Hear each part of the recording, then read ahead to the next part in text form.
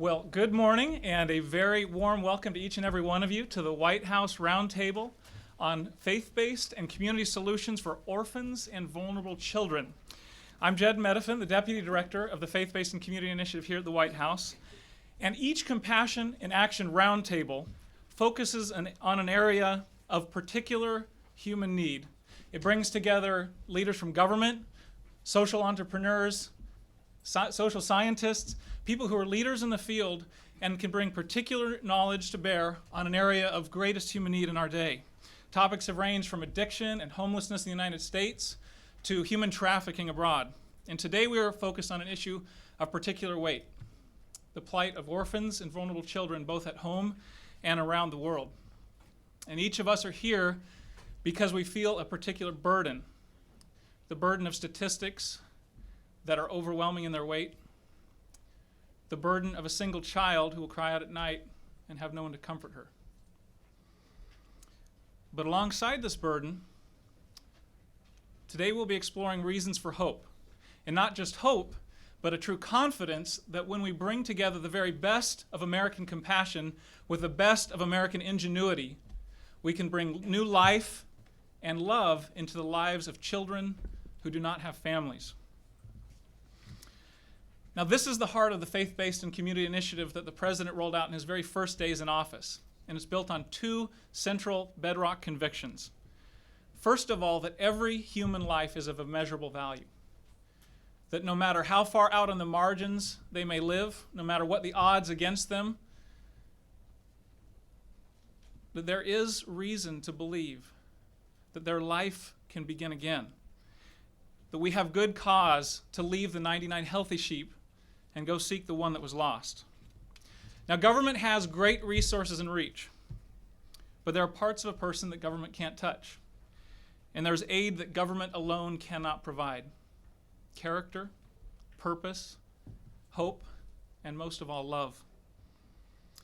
And if we are serious about addressing the great needs of our day, from waiting children in the foster system to AIDS orphans in Africa, we absolutely must do so in partnership with groups that are rooted in the communities they serve and that have a personal commitment to the individual lives that they touch. This is why the President created the Faith-Based and Community Initiative, to reorient government's way of solving problems from its natural tendency for the large and distant and bureaucratic program and towards the local, personal, caring touch of a neighbor serving neighbor. Government will always be at its best when it joins in service with these community organizations and works to strengthen their efforts and extend their work. And that's what is happening all over government. We see it in the Department of Education Supplemental Education Services that has provided after-school tutoring to more than 500,000 students in struggling schools around the country. Most of this has been through community-based groups and faith-based groups and other organizations there rooted in the local community. We see it in the Department of Labor's Prisoner Reentry Initiative, which is pairing returning offenders with local faith-based and community groups that help walk them through those very critical first months after they return from prison to help them start a new life. We see it in the Department of Health and Human Services Mentoring Children of Prisoners program that has paired more than 70,000 children of prisoners with loving mentors, again, through hundreds of different faith-based and community groups around the country. This is the same vision that animates us here today, to explore and promote the ways that government can better partner with community healers to more effectively help orphans and foster children. Now, as you'll see, these partnerships can involve anything from formal alliances and funding to simple informal collaboration. It includes the private sector too. For example, Adopt Us Kids has drawn more than $140 million in free print and television and radio advertising to promote adoption from the foster system. And of course, perhaps most importantly, it includes each and every family that chooses to bring a child into their home. That is why the President put so much of a premium on expanding the adoption tax credit. Just for your reference, it has grown tremendously. The latest statistics that we have show that in 2001, about 48,000 families received this. In 2005, that number had grown to 85,000, a more than 75% increase. And even more significant, the actual aid that is received by families to help them cover the cost of adoptions as of 2005 from 2001 had grown by 250%, from about 90 million to more than $320 million in 2005. And if you believe that government cannot love children in the way that a family can, this is one of the very best investments that a country could make. Well, as we move forward into our roundtable, I'd like to begin with a story. My wife, Rachel, who's here with us today, just finished this book, There Is No Me Without You. And it tells a remarkable story of a woman from Ethiopia, Herregewin, who, from her own terrible tragedy, began to take in orphans from AIDS and other sources and began to love them. And at first it was just a few, but as news of her open door became more widely known, more and more children were coming into her home. And she was overjoyed when she learned that some of these children could actually be received by loving Canadian families and European families and American families. And so she began working with a number of adoption agencies to help make that happen. But Herregewin began to realize also that the older children often didn't stand much of a chance, particularly those with unique needs. They weren't being adopted. And she brought this up with one of the Canadian agency representatives there, and I just wanted to read a little section out of that passage here. Herregewin sighed, "But won't someone adopt the older children? Try the Americans." What? Really? There was a boy at Mother Teresa's home who lost both his legs. What? I think he was herding his goats over train tracks, and the train came and caught the boy. But the Americans are adopting him. They'll adopt school kids. They'll adopt kids with CP. They call them special needs. They'll adopt boys? Yes, boys. They adopt boys. They adopt siblings. But big boys? School-age boys? Yes, I'm telling you. Herregewin was off like a shot. She sprinted to her house to start making phone calls to find the Americans. Well, that's what we get to do today, to find the Americans, as well as many others who are pouring their lives out for orphans, for foster children, and many others that the world has otherwise written off. To start off our program and provide keynote remarks, I am very privileged, actually, to introduce Eduardo. Eduardo is, if you haven't heard of him, you probably haven't spent much time in Mexico. He, from humble beginnings, has grown to be one of the Latin world's most known and adored actors and singers. He's performed to sold-out audiences in more than 13 countries. He's also appeared in American movies and MTV videos, on shows like CSI Miami. But several years ago, he decided that he wanted his life to be given to something more than just that. He wanted to live for more than self, more than fame, more than wealth. And if you've seen the movie Bella, you know exactly what I'm talking about. Simply put, it's one of the very best movies I've ever seen. And it deals with the very subject matter that we're going to be talking about today. When I talked with Eduardo earlier this week, I heard his passion, a sincere heart-level passion for this issue, and now you have the privilege of hearing it too. Please welcome Eduardo.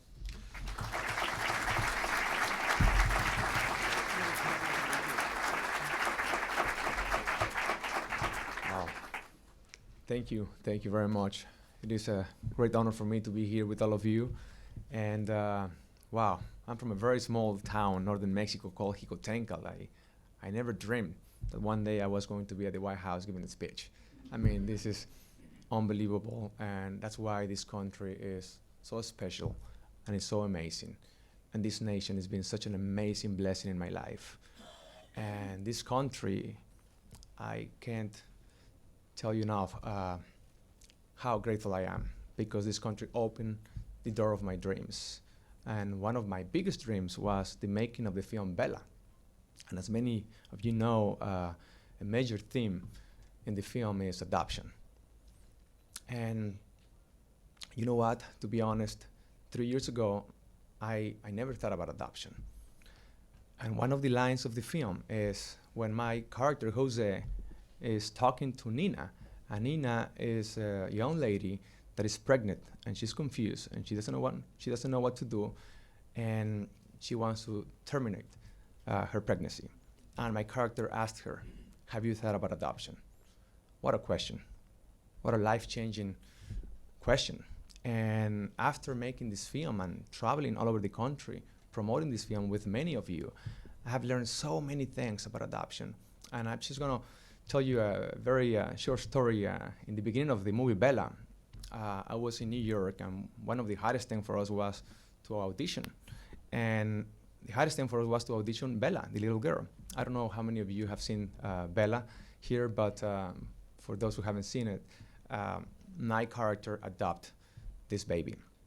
And we were, looking at all these little angels jumping around in a room, more than 50 little girls, 5 years old.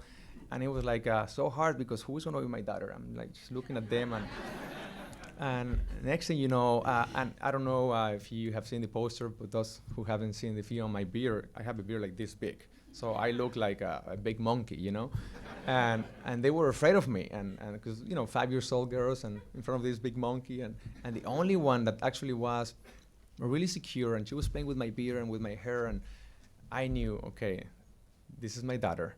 And I told the director, this is my daughter. I feel it in my heart. I have this connection with her. So we hire her, and we sign the contracts.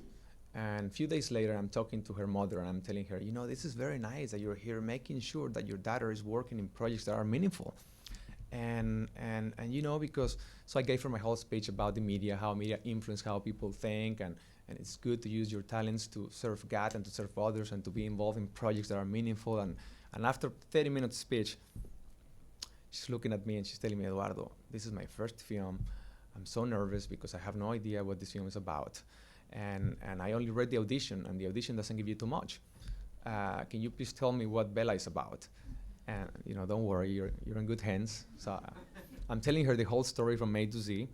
And at the end, she's almost crying. And she's telling me, Eduardo, this is unbelievable. You just told me the life of my daughter. My daughter is adopted in real life, and she doesn't know it. And I'm going to use Bella to tell her story. I mean, what are the odds? From 50 girls that we saw, the one that we hired, it was her life story. Bella is her life story. And when I saw the gift of motherhood and fatherhood, and I saw how they were just so happy and smiling and having fun, that's when the first time that I really realized the beauty, the power of adoption. Not only to give a child a home, but the family to love them and to sacrifice for them and to look at their eyes and to let them know that I'm here for you and your dreams count, and I'm gonna be here with you by your side, helping you to succeed. And I was so moved and I was so touched. And besides that, working with you, and I have learned so many beautiful things about adoption, just being with you. I don't even deserve to be here. I'm nervous because all of you know more about this than myself. And I barely can speak English, so I hope you understand what I'm saying. But anyway, and after promoting this film, it's amazing all the families that I heard that they are inspired to adopt after watching Bella. And I know, for a fact, Plato said it. If I have to choose between art and politics to govern a nation, I will choose art, because art has the power to change people's minds and hearts, therefore how they think, how they live, how they behave. Art has the power to govern the heart of the people. And I see with Bella how many people have changed their lives forever. And that's another phrase, tagline of the film is, one person can change your life forever. And you have changed the lives of many, many, many people. So you're my heroes. Another quick story, just to let you know how inspired and how much I've been learned about adoption, just being around you. When I finished the film Bella, I was in Miami, and I showed the film to a friend of mine. And days later, he calls me, he tells me, I need a favor from you. One of my best friends, his wife is pregnant. And you know what? Her parents are putting so much pressure on her, and she's being forced to have an abortion. She doesn't want to do it. She's afraid, but her boyfriend already told her that if you really love me, you have to do it, because I don't have money, and you know what? I'm not ready to be a father. And she is so afraid, and she doesn't know what to do, and they already have the appointment tomorrow, and nobody can stop the boyfriend and her parents. And I thought about Jose in the movie Bella, and I'm calling you because I would love you to call him. And I'm like, okay, so I'm in Los Angeles, and they're in Miami. It's 1 o'clock in the morning in Miami, which is 7 hours before the appointment. So I'm calling them, and I'm talking to them for like 20 minutes. And at the end, I told him, listen, you can do whatever you want. I know that you are going through very, very hard times and I know that you're going through something very difficult, but just listen for a second. If you don't want your baby, I'm willing to adopt it. Give it to me. And the only reason why I said that is because after watching my own film 200 times, I was inspired. I wanted to be like Jose. You know, I said, one day I'm going to be like Jose. And I thought maybe this is the opportunity for me to be Jose, because I'm a big fan of Jose. And he's my hero, and Jose is just like all of you here. So again, through Jose and through all of you, I was inspired to tell this guy, I'm willing to adopt your baby.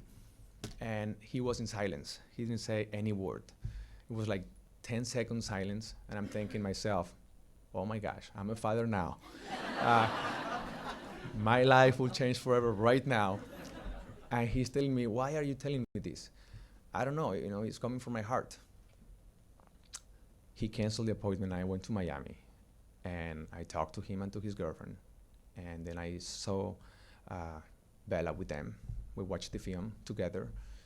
And to make a long story short, 9 months ago, the baby was born, and they called her Bella. And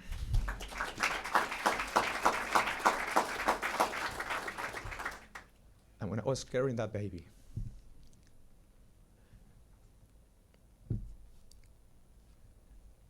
the way how she looked at me,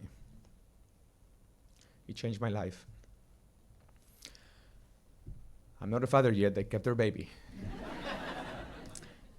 But thank you for changing my life and for inspiring me and to motivate me to be an adoption ambassador. And I want to do this for the rest of my life. And I'm just so grateful to be here talking to all of you, and thank you for everything that you do, and God bless you for the incredible sacrifice that you do every day to change the lives of many people. This country has adopted me, and this country has adopted millions of people around the world because America has a big heart, and you have a big heart. And this mission is for people who have big heart. And as you know, government cannot do this alone.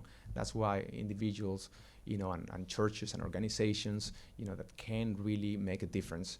So thank you so much again, and God bless you, and God bless America. Thank you.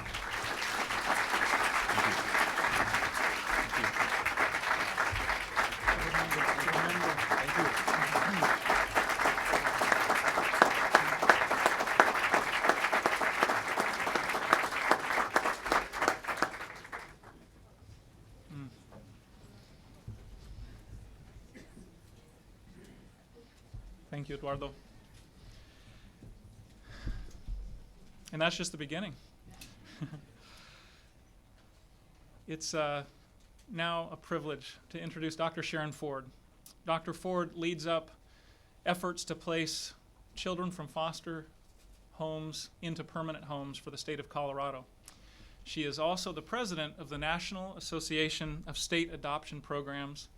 There's a lot more that you could read about her in her impressive bio in the book there, but I'll just say that on top of that, in the brief interactions we've had, I see that gleam in her eye that for her, this is 10 times more than a job. It's a passion. And here she is to tell you about it.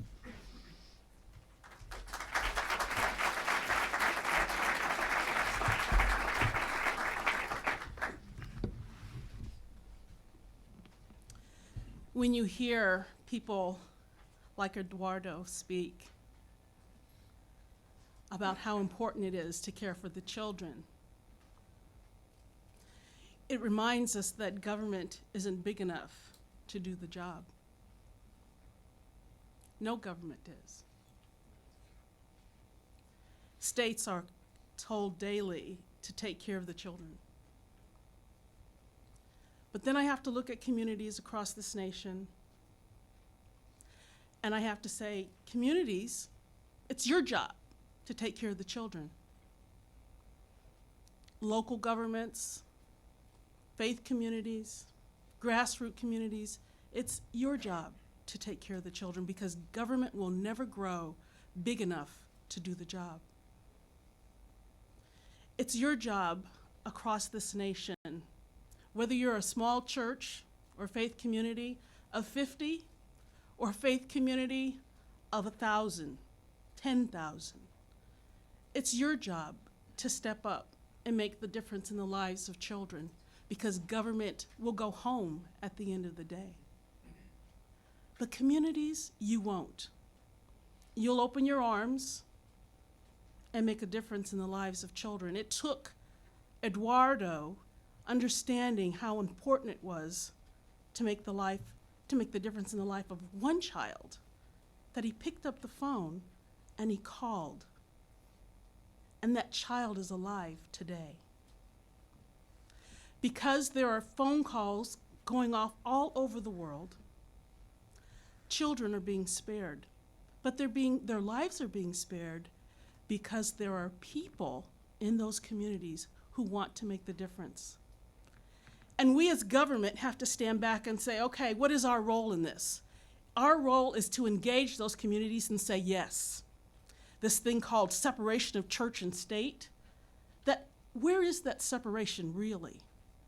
Are we about building silos and boundaries, or are we about tearing those down and saying, we want to sit at the table, we want to engage you so that you can make the lives of children different? And as a part of government in Colorado and as a representative of all the 50 states, we want to say yes to you. Yes, come sit at the table with us each and every day. Come sit at the table and make a difference in the lives of children and a difference in the lives of families. Because if the church, if faith communities made a difference at the beginning, maybe some of those families wouldn't have their children taken away.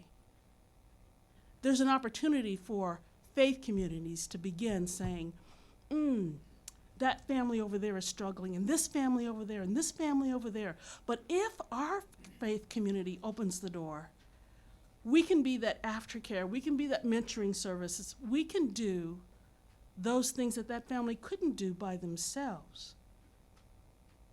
And those children won't be taken away from that family, and you'll be making the difference. Government wants you to come and engage with us each and every day. And as a part of that engagement, we know that means we want to build relationships. We're not the people that people just run to and trust every day. But that's okay. If you come and build a relationship with us, you'll find out we're not so bad after all. And that we really do want to sit down and talk with you. We want to take and use the things that you have readily available to you, families, in communities, because that's where children come from. The children in child welfare services come from the very communities that your church, your synagogue, your mosque is in.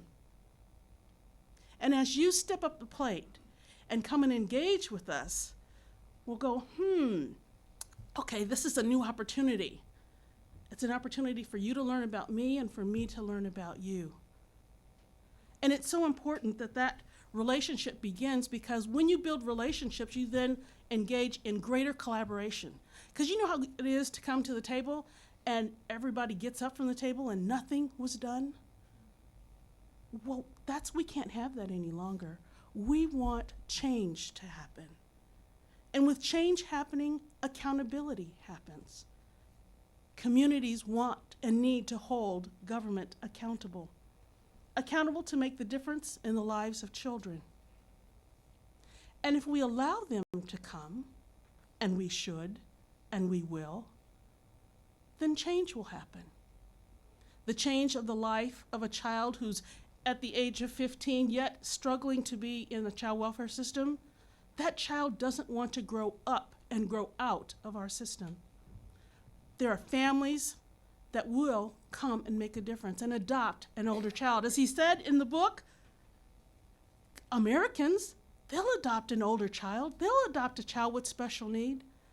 And where do you think those families are? In faith communities around this nation.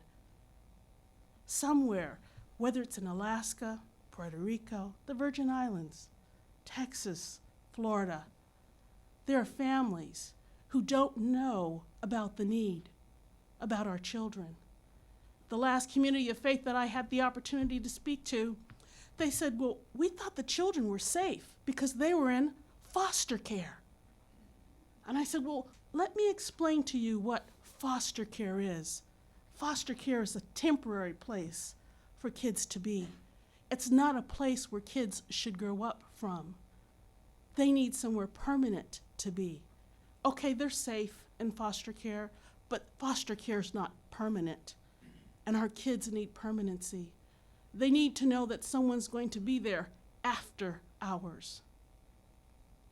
And so it was interesting to engage with those individuals from that community of faith, because they thought that they only needed to be concerned about the children who were across the waters. And there are many, many, many children across the waters that need to be cared for, but there are children who need to be cared for right here in the United States. And so every chance that you have or that I have, we need to help people understand about the needs of the children right here, the children that are right here in your backyard. And we can only do that if communities are willing to open the door and listen to us. And communities from every state that's represented here in this room today, we want to have the opportunity to come and talk with you and your faith partners to help them understand that foster care is only a temporary place to be, but our kids need somewhere permanently to be. A mom, a dad, somewhere to call home. And that comes about with change. Change is about people having an attitude notwithstanding God's expectation of them. And He expects for us to take care of the children. And greater than that, because children grow up and they become adults, He expects for us to take care of their families too. So whether you're a community that's really focused on the children, the young children, those middle school children or the older children, be a community that's focused on the family. The family before they enter the child welfare system. And then those families who, for whatever reason, aren't able to continue to parent and lose their children. Focus on the families who then step up to the plate and say, I'll do temporary foster care. And then focus on the families who are saying, I'm willing to do this permanently. I'm willing to make the difference in the life of a child through permanent adoption, giving a child a forever family. We as government do the temporary thing, but we're expecting and hoping that communities like yours will step up and make the difference forever. Each and every day, as I prepare to take my seat, I get to look at the numbers. Whether it's 800 in my own state, 1,000 in another state, or 5,000 in a state of children who have their parental rights terminated, who haven't yet had their family identified. I look to our community partners who have many, many more resources than I do to make the difference in the life of a child. Whether they do that by being a CASA volunteer, to be a GAL, signing up to be a GAL, a guardian ad litem, or whether they sign up to be a foster parent or an adoptive parent. I look for the community to use all of its resources to make a difference in those lives of the children, because you know what? The children can't wait, nor should they. Thank you.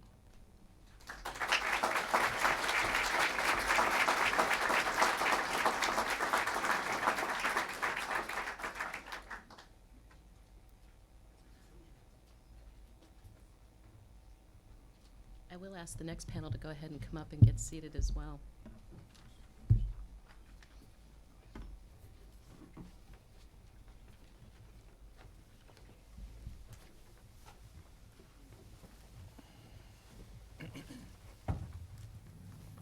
Good morning.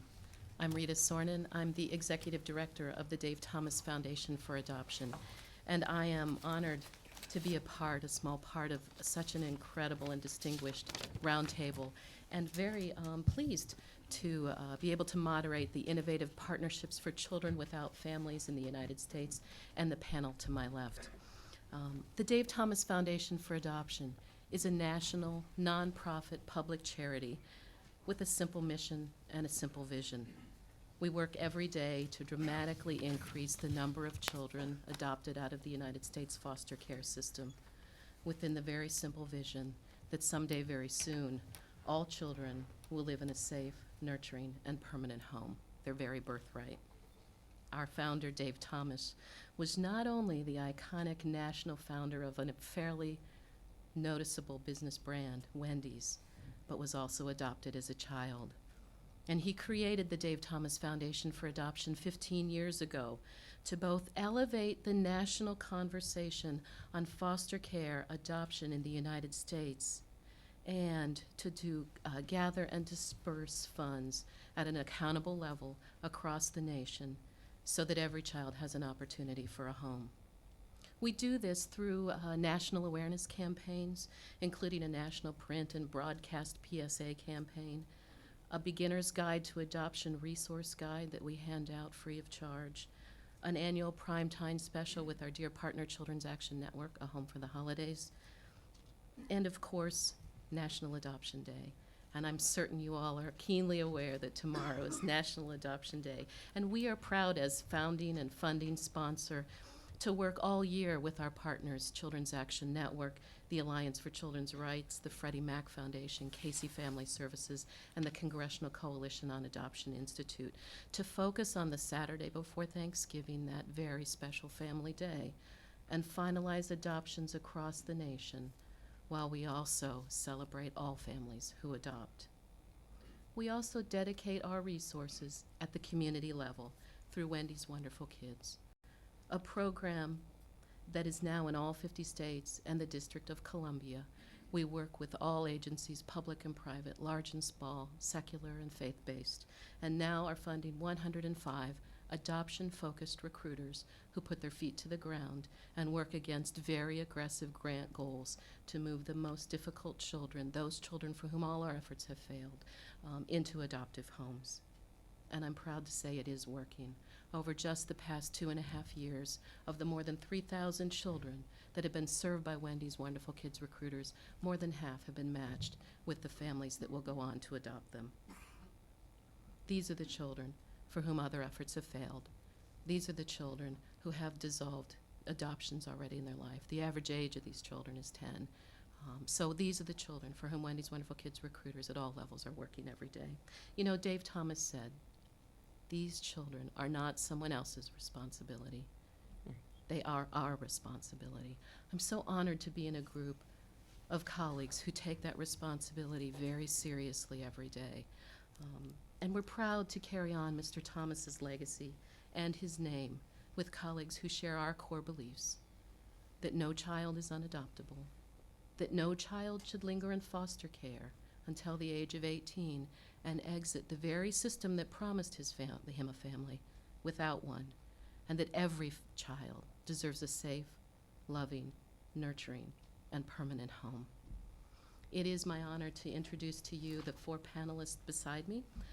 Chris Padbury, Executive Director of Project 127, Mark Andreas, Vice President of Marketing for Bethany Christian Services, Tom Lukasik, Executive Director, 4 Kids of South Florida, and Paul Pennington, Executive Director, Hope for Orphans at Family Life Today, and Chairman of the Christian Alliance for Orphans.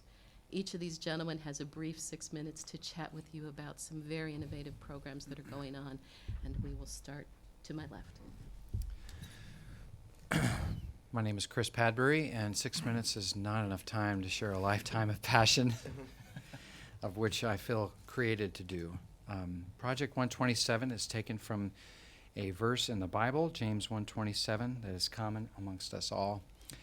A religion that God our Father considers pure and faultless is this, to care for orphans in their distress. In 2004, our fearless pastor, Robert Gelinas, who's in the audience here with his wife, Barbara, and my wife, Sarah. Pastor Gelinas went to the governor, lieutenant governor's office, and said, I heard you have a problem. She said, I have 800 children I cannot find homes for. He said, I'll take them all. She said, what do you mean you'll take them all? And he says, don't get me wrong, I'm speaking for the entire church of the state. And his goal was that 10% would be represented by his church, but certainly 3,000 churches could handle 800 children.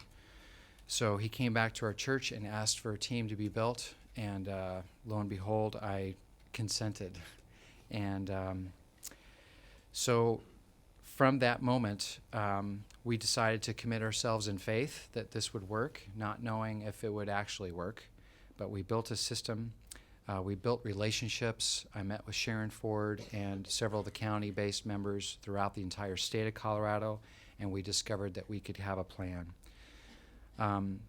As our team developed several different strategies, it was interesting to me that the governor's office was also independently building a strategy called the Strengthening Families Act. They developed 16 recommendations. 8 of those were community-based, and without even knowing what those were, we came together 6 months later and realized we were on the same page. There is an ultimate strategist out there, and he gets the credit for this. Our focus became apparent that we had to develop an adoption track. Families from the Christian community want to come in and walk through foster care with the intent of adopting from the get-go, that they will be supported, that they will receive the training that they need, but at the end, they can adopt. When you make that available, hundreds of thousands of parents will come to this effort to help you. We discovered that by standardizing a process through applications and trainings, that it was also much more appealing to parents, and developing broad-based partnerships with all of the adoptive community throughout the state was essential. It is church-based. It is based on the premise that pastors call their people. As long as we continue to focus on recruiting one person at a time, we will never solve the problem. If pastors call their thousands and thousands of people to do great things, which is what they do on a weekly basis, you will see a change in this world, in this society. That is what we're seeing. Project 127's mission is no waiting children in Colorado foster care by the year 2014. It is a very aggressive and reasonable effort, and we are already on track to accomplish this. I'll share some numbers in a second. But the overall model that can be applied, not just in Colorado, and as this is worldwide, is that we believe that Christians and churches can adopt the orphans in their own communities for free around the world. There's no way that buildings and specific people can take care of 140 million orphans around the world, but the church can. Our numbers currently, we have had to actually stop recruiting families because we have too many. We have 3 staff serving the entire state, and 213 families have stepped forward to do this since we started less than 3 years ago. And I'm proud to say that we've had 79 placements, many of which have occurred this week, with only 48 parents. So you'll notice a lot of sibling groups are being taken. We only charge our families $50 for our services. We expect and trust that outside givers will support the impossible to make possible.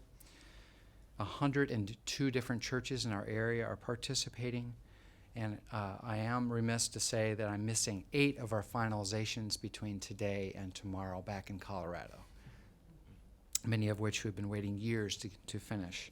When we began, there was 875 children legally free in Colorado. There's now 770, minus 8. But certainly an investment in this type of program is essential and important. Our state of Colorado spends between $30,000 to $70,000 on every child in the system every year, and at the end of the year, that child's still in the system. Some basic estimates are that our state alone of Colorado could save approximately on the lean end $170 million over the next 10 years that they could invest in something else, and those children will be off the books, they will be out of the prisons, and they will not be living under the underpass.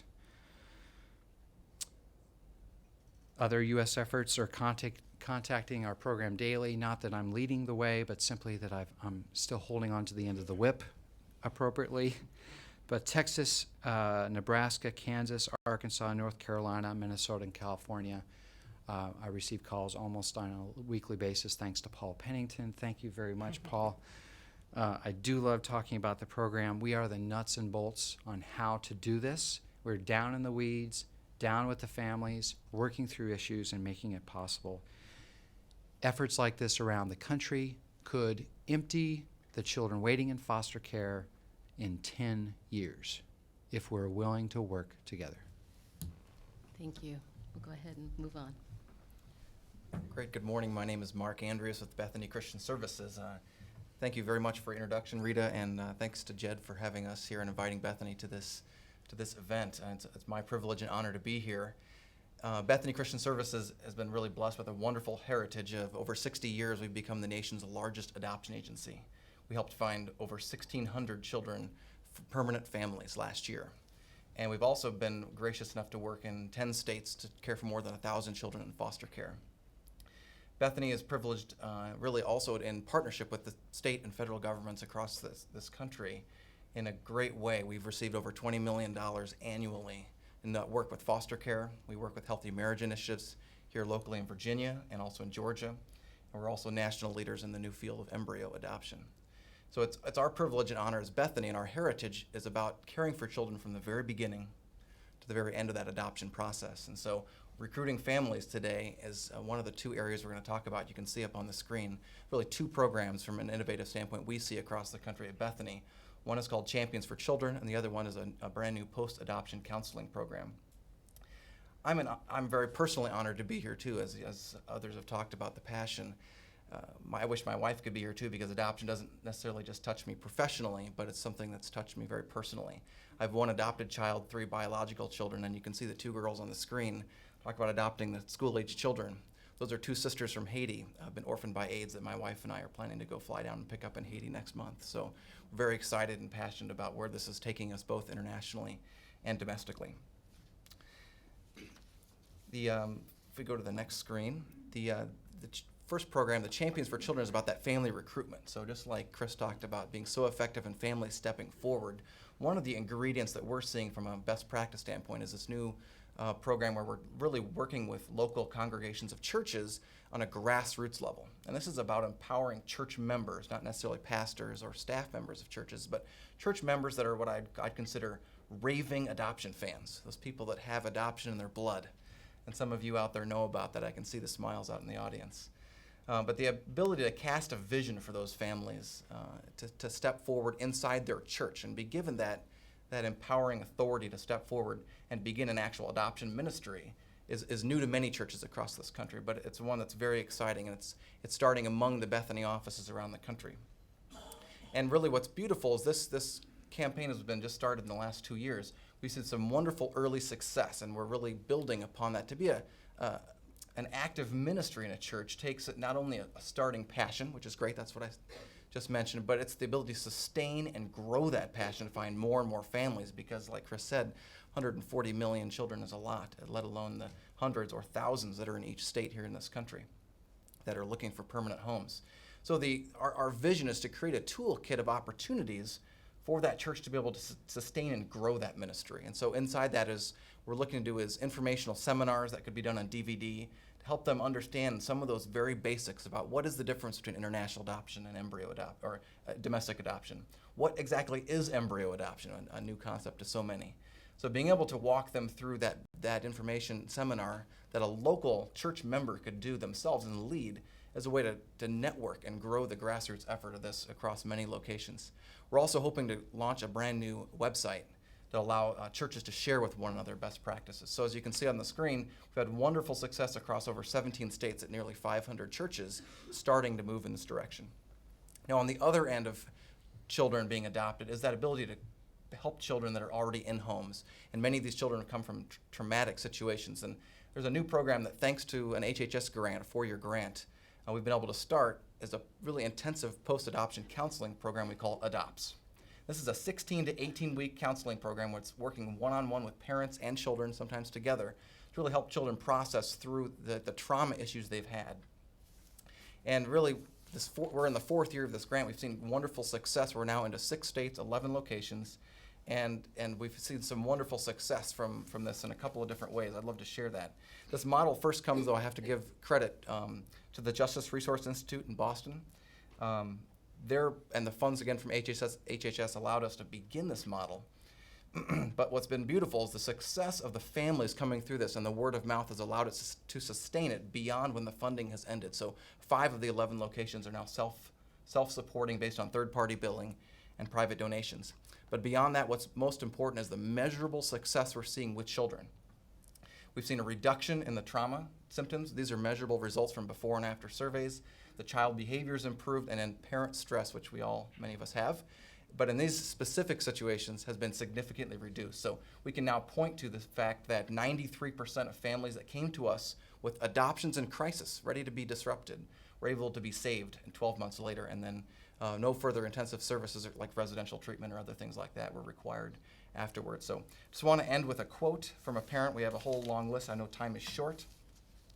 But a family that ended with the program saying, "I think the ADOPTS program is pinpoint perfect as far as identifying where these kids are and helping them move forward. They didn't choose to be abandoned. It's not their fault. We have to find a way to get them in the best possible situation. This is the first time I felt my son is going to get there."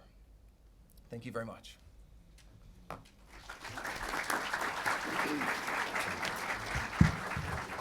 Thank you, Mark. We'll move on to Tom. Hello. I've got the answer to the question, the burning question. Can the church and the state truly partner together? The answer is yes, and 4 Kids of South Florida is an example of that. For the last 8 years, we have contracted with the state of Florida in Broward County, Florida, and Palm Beach County, Florida, to provide hope for kids in crisis, to be there, to bring the church together with the state. It can happen. It's not necessarily an easy road to go, but it can happen. I'll tell you more. I won't tell you a lot about 4 Kids in South Florida. This is in your packet of information, so you can look over the whole history. This is our annual report that actually goes over the last 10 years of ministry that has happened through this organization, through this ministry. But I want to talk to you about how we built that relationship, what Sharon talked about before. We know that in this work, it's all about relationships. If we're working with kids, we've got to have a relationship with them to make a difference in their life. They've got to trust us. They've got to know that they can look to somebody and say, this person's not going to desert me. It's the same way with the church and the state. The church has to trust the state, and the state has to trust the church. And how do we do that? Well, here's how we did it. When we went to talk to the church about our very first contract, here's the 4 things that we kept in mind as we went there. First of all, we went with an attitude and a spirit of service and humility. That's very important. We went with the attitude of service and humility. 2, we thanked the state for everything they had been doing to this point. With the limited resources they had, we realized they were doing the best they could. 3, we apologized for abdicating our responsibility. The church had pretty much walked away from what we were called to do many, many years ago, at least in the state of Florida, so we apologized for that. And number 4, then we asked the burning question, what do you need? Now let me go back to those 4 things and tell you what we did not do and what could be the temptation to do as the church. We did not go in there and point fingers and say, here's where you made mistakes. We did not go in there and blame anybody for what they had not done. We did not go in there and brag about what we could do, and we did not go in there and tell what we were going to do. Does that all make sense? We went in there asking, how can we partner together? How can we truly do this? And since that time, this started with basically one person knocking on a pastor's door, getting one church, Calvary Chapel, Fort Lauderdale, to get involved, and then expanding now to where we have 183 different churches partnering with the state to take care of kids in foster care and adoption in Broward County and Palm Beach County.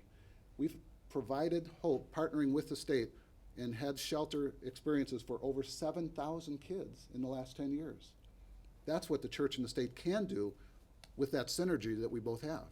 But it's not easy. It's got to be something that we work towards. We work towards in those relationships. We, the church, have to be wise as serpents and gentle as doves when we go and talk to people from the state. We've got to realize what this is all about, and we've got to realize this is what God has called us to do. There are more than 2,000 verses in the Bible that talk about helping the poor. There's 50 or 60 specifically about the orphan, the widow, and the stranger. And that's what we're called to do. And we've got to do it. We can't expect the state to do it without us. And the state should know that we have a calling to do this. The other thing that we have to do is remember there are 5 key areas. These happen to be our core values of what we do that make us who we are and what we do and help us to be able to provide hope for kids in crisis on a daily basis. Sacrifice. Can't do this without sacrifice. This is not a job to anybody in our staff. We have 65 people on our staff, 80 foster parents, hundreds of volunteers, all of them sacrifice daily. Perseverance. This is not a sprint. This is going to take a long run. We hope in 10 years we have a lot accomplished, but it's a long haul, and we have to keep fighting that good fight and persevering. Integrity. We have to say what we are going to say and walk it. We have to let our yes be yes and our no be no. We cannot go in there bragging about something that we may not be able to accomplish, and we can't even brag about numbers if they have not been accomplished. Sometimes in the Christian community, we tend to stretch things a little bit. We cannot do that. We've got to have that integrity. Compassion. The same compassion God has for us, we have to have for our kids. We have to love them unconditionally. We have to be there for them in their time of need, and we have to do this, everything we do with that compassion. And lastly, excellence. We cannot just be a bunch of church do-gooders. We've got to be at the same level or above than any secular provider in our community. And in Broward County, we have that relationship and we have that reputation because of the amazing team we have. We do everything we do at a spirit of excellence and a level of excellence that we get the job done. Our outcomes are outstanding. Our kids are doing so well. In fact, today is a rough day for me because we have, I think, 7 adoptions going on today. And this evening, one of our young ladies who came through our foster care system into our independent living system and then on to work for us now, and she's going back to school to become a social worker so she can give back. Today she's getting married. And she's getting married at Calvary Chapel, Fort Lauderdale, and I can't be there, but I'm there in spirit, and she's here in spirit too, because she is one of those outcomes that is showing that this can be done. We can change the world one child at a time, and that's what we're trying to do. We've got to honor God, we've got to remember these areas, and we've got to persevere. Thank you. Thank you, Tom.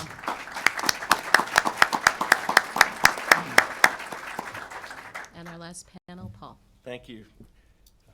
For those of you who know me, for Paul Pennington to make his remark in 6 minutes is only possible through the grace of God. So I'm going to stick very closely to my notes, if you'll forgive me, because I want to make sure I get to the real point that I'd like to make. It is a real privilege to be with you all today and to discuss how faith-based initiatives in cooperation with government can work together for the purpose of leaving no orphan and no foster child behind in terms of hope for a family, a future, and the knowledge that they are loved. Lately, I've been reading about the early Christian church and how as believers were being put to death in the Colosseum for their faith, that other Christian families in the local church began to adopt the orphans of the martyrs. I'd never heard about that till recently. I never thought about what happened to those children of those first century believers. I read one account where it said that some of those who adopted these children were so poor and were making the sacrifice, like Tom was talking about, that one family member each day of the week would fast so the adopted child would have enough food to eat. In fact, these people adopted Greek and Roman children, abandoning that culture at the same time. One Roman historian that I read said this. I thought this was very interesting. He said 2 things are interesting about these Christians. They pay their taxes, and they'll take orphan children to be their own, even if they're not from their own race or their own faith. There are a lot of things the church is known for in our time, and unfortunately, much of it has been negative or only focused on what we're against. Today, I'm here along with so many friends to tell you that we have had the privilege of a lifetime working together for what we are for in regards to fatherless children. We've seen 2 amazing things develop. First, God is raising up hundreds, thousands of local churches who are saying this: we want to act on behalf of the orphan and the waiting child. This is in our DNA. There are incredible examples of this movement all over this room. It's just a blessing to hear it. And second, the second amazing thing that we've seen is this: the Lord has brought about a movement to unify His followers in orphan ministry. In the past, Christian organizations and ministries have found it hard to work in real unity because of problems of theology, turf, donors, and control. But with 143 million orphans, a number that is greater than the 20 largest cities in the United States, the members of the Christian Alliance for Orphans have seen that together rallying the church as one voice is a powerful means to make a significant difference. The Christian Alliance for Orphans is working to both raise awareness of this issue and to empower with integrity literally millions of Christians in their churches to join God in His heart for these children in very practical ways. As part of that mission, we have already seen amazing examples of how, in our common desire with federal, state, and local government for safe homes and forever families be provided through innovative strategies that really do work. You've already heard in Colorado, Florida, Texas, and Arkansas, and California, there are alliances of churches who have made it their mission to find a forever family for every waiting child in their state and to support those families for the long haul. Just this week, Family Life, Crown Financial Ministries, Focus on the Family, and Stephen Curtis Chapman's Shohana's Hope have been leading a media campaign called Cry of the Orphan. And we believe by the end of tomorrow, through radio, through the internet, through emails, that we will have touched over 10 million Americans for God's heart for the orphan. This audience is being directed to cryoftheorphan.org to see how they can advocate for just one of the 500,000 plus children in the U.S. foster care system, and to consider how they and their church can invest in the lives of orphans around the world. You know, the government does not make a good parent. We believe that in calling this audience to be available for how God wants to use them as forever families, that is an answer that can make a difference. And this is not just about folks giving money either. When I say invest, I mean families investing their very lives. And as our friends at Saddleback Church say, it's people equity. This is the sustainable model for this crisis here and globally. And at Hope for Orphans, where I work, we love working with churches. One example is the First Baptist Church of Brenham, Texas, first church we ever got to work with. And this little local church hosted 29 children ages 5 to 15 from Kazakhstan, kids that probably had very little chance of ever being adopted. They stayed for 30 days in Christian homes. Those families were asked to pray if they might consider adopting those children. Out of 29 got a family, and that turned into 41. I've heard Rick Warren point out that the church is the biggest distribution system in the world. It's bigger than China and India put together. That is a partner with government that can get results. The Christian Alliance for Orphans, along with other faith-based groups, in working with government, can truly make a massive difference for a common hope for helpless children. I'm so thankful for you to hear the stories today that illustrate this, and pray that God will give us the grace to lay egos and logos aside so that one legacy of these United States will be that we truly valued fatherless children, just like those brave souls 20 centuries ago in Rome. Thank you so much.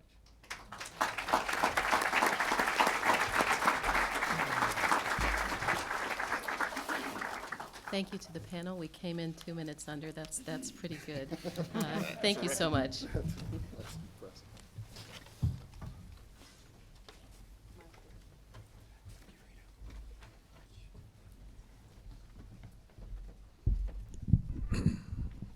My name is Dan Schneider, and I'm the Acting Assistant Secretary at the U.S. Department of Health and Human Services.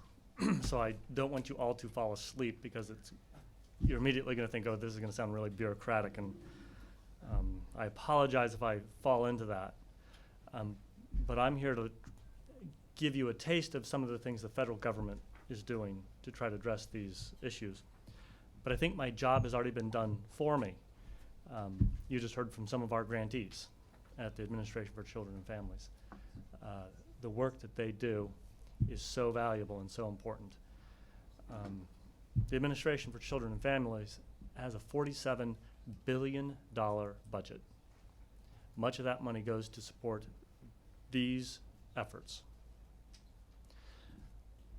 So I want to tell you a little bit about those efforts, but I want to put that in the proper context, because I've got a lot of personal and professional experience when it comes to foster care and adoption. On a professional level, I am by law, I am the foster parent of 8,000 children a year, unaccompanied alien children I have responsibility for their lives. And I've had to choose whether somebody lives or dies. It's at that level. Of course, I've chosen life. I wasn't going to go into this area, but Chris Padbury from Project 127 inspired me to tell you this. There's a well-known hotel in this country. I'm not going to give you the name of it because I don't want to disclose information that is otherwise confidential. But I was very concerned about how a particular state was conducting its foster care programs. So I went to meet with the lead of that state, who oversees child welfare-related matters. He flippantly tossed me a document that was listing all of the child deaths in that state, children known to the child welfare system.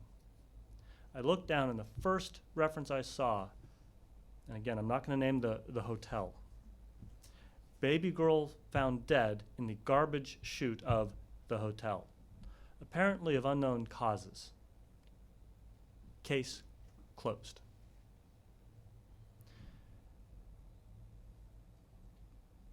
The federal government, in partnership with all of you, can do much better than we've done in the past, and we are doing much better.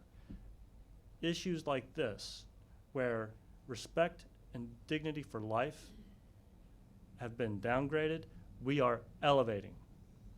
Whether it's a child who might have to enter foster care or is in foster care or needs an adoptive home, we are doing better because of our partnerships with you.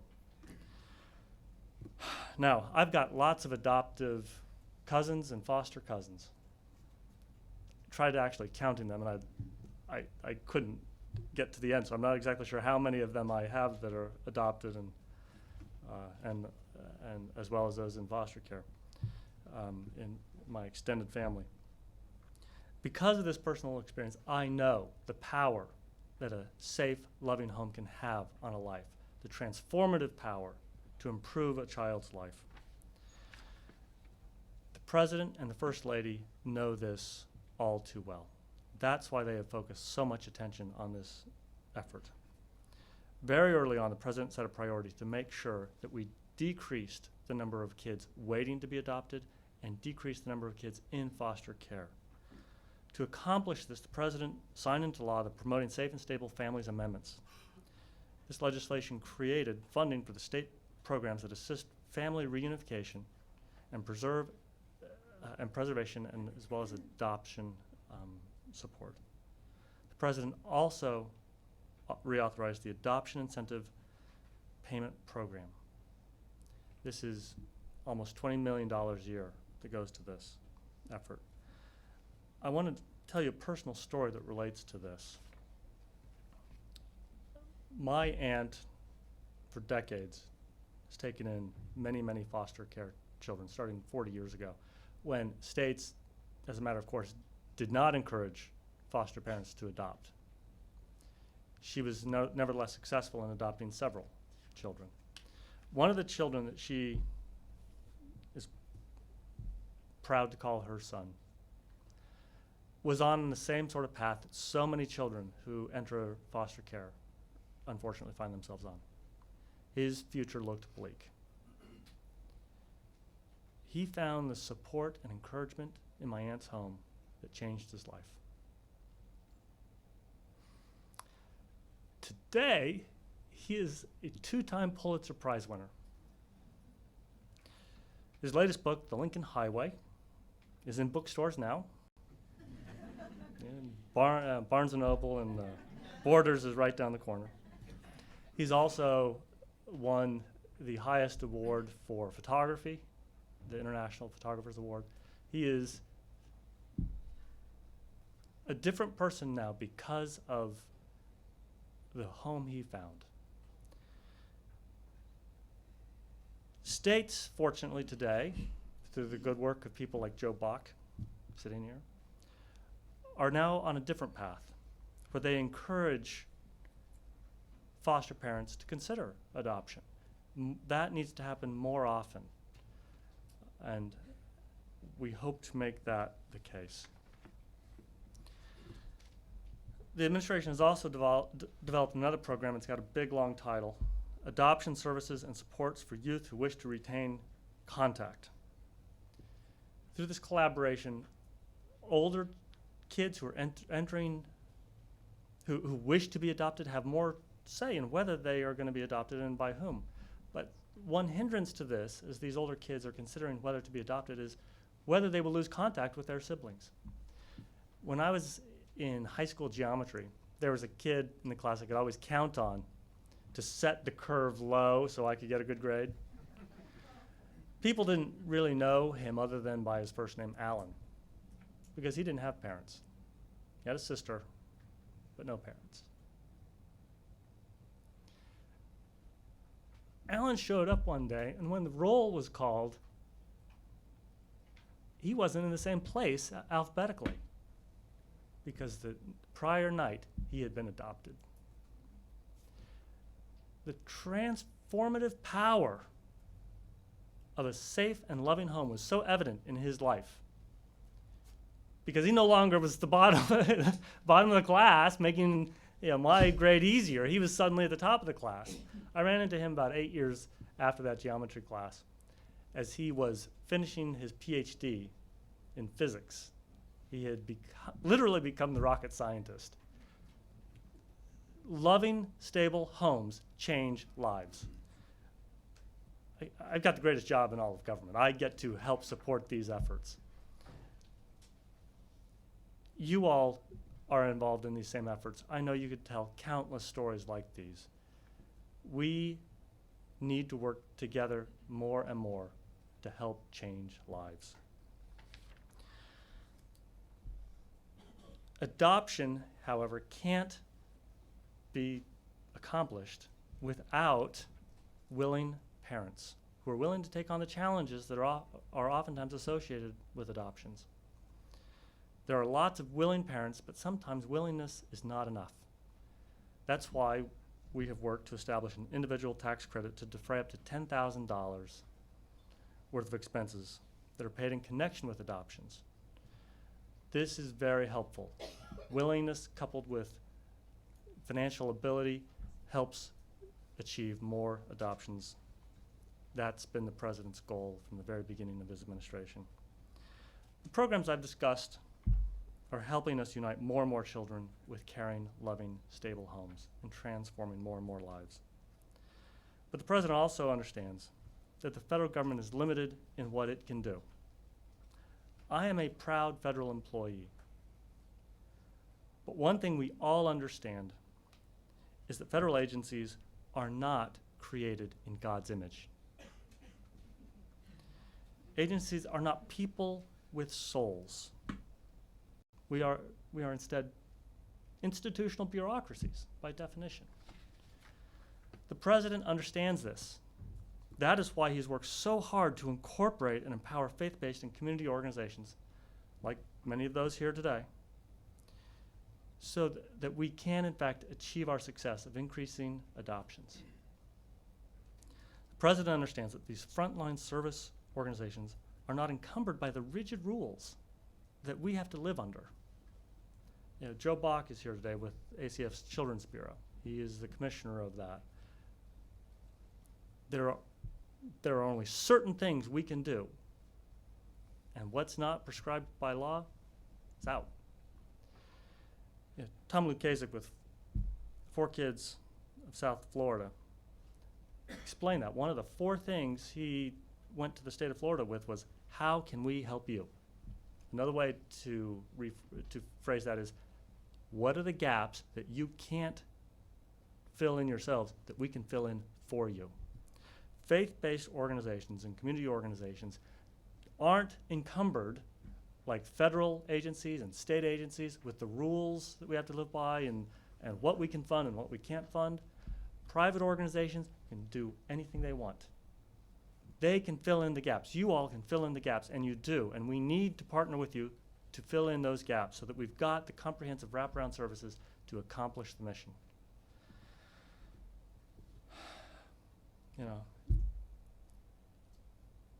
let's continue working together, eliminating the barriers, improving our system so we can transform more and more lives. I'm going to tell you one more story. Before I do, let me just say that one of the most effective programs we operate is the Adopt Us Kids website. I'm not going to discuss it because the person who really deserves a lot of credit for creating it is here today. But before I introduce Melissa Pardue, I want to tell you about one of my best friends. He grew up without parents.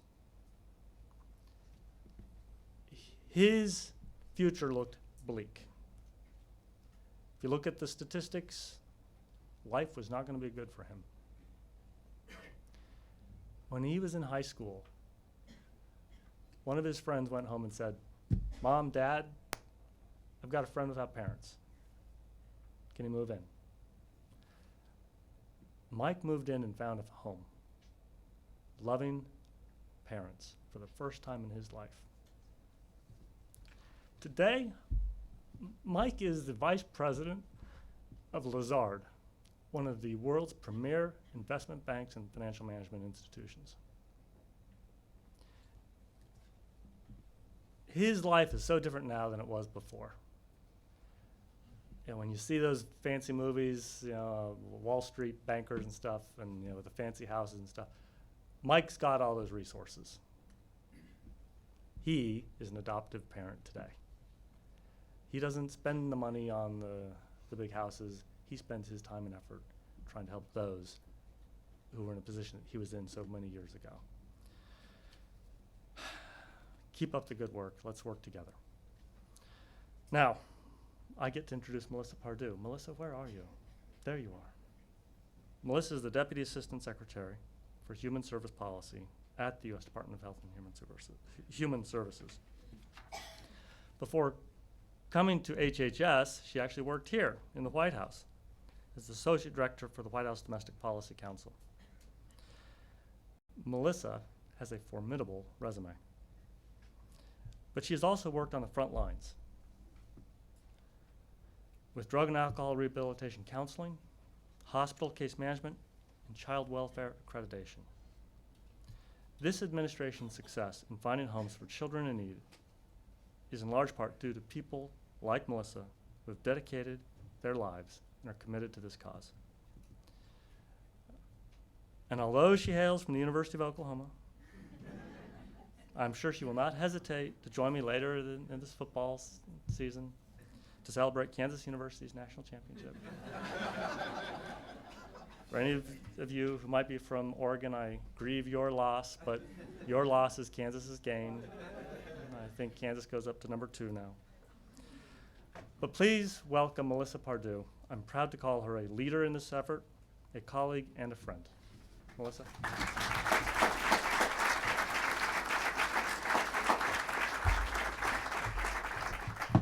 Good morning, everyone.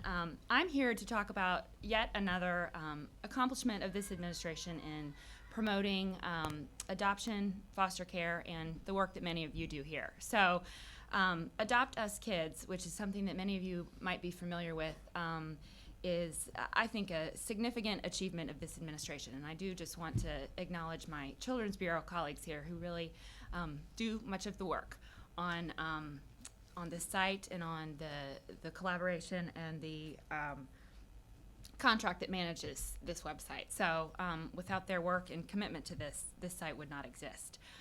In 2002, President Bush launched the first federal adoption website, adoptuskids.org. And what it does is feature pictures and profiles of children from all over the country who are available for adoption. And so by working with states, what this tool and resource really provides is a way to connect foster and adoptive families with waiting children throughout the United States. And so the collaboration that's involved in Adopt Us Kids also provides training and technical assistance to these states and tribal areas as well to assist them in really creating and sustaining partnerships, additionally with communities of faith.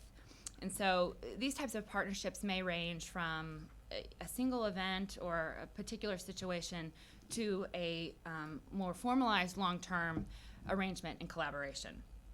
And Adopt Us Kids has done a number of things, and I think there's some examples of this in your folder. They collaborated with the National Child Welfare Resource Center for Adoption and even developed a guidebook for child welfare agencies to assist them in these answers, in these efforts. It's called Answering the Call, and I think there's just the pocket version, sort of the mini version of that in your folders.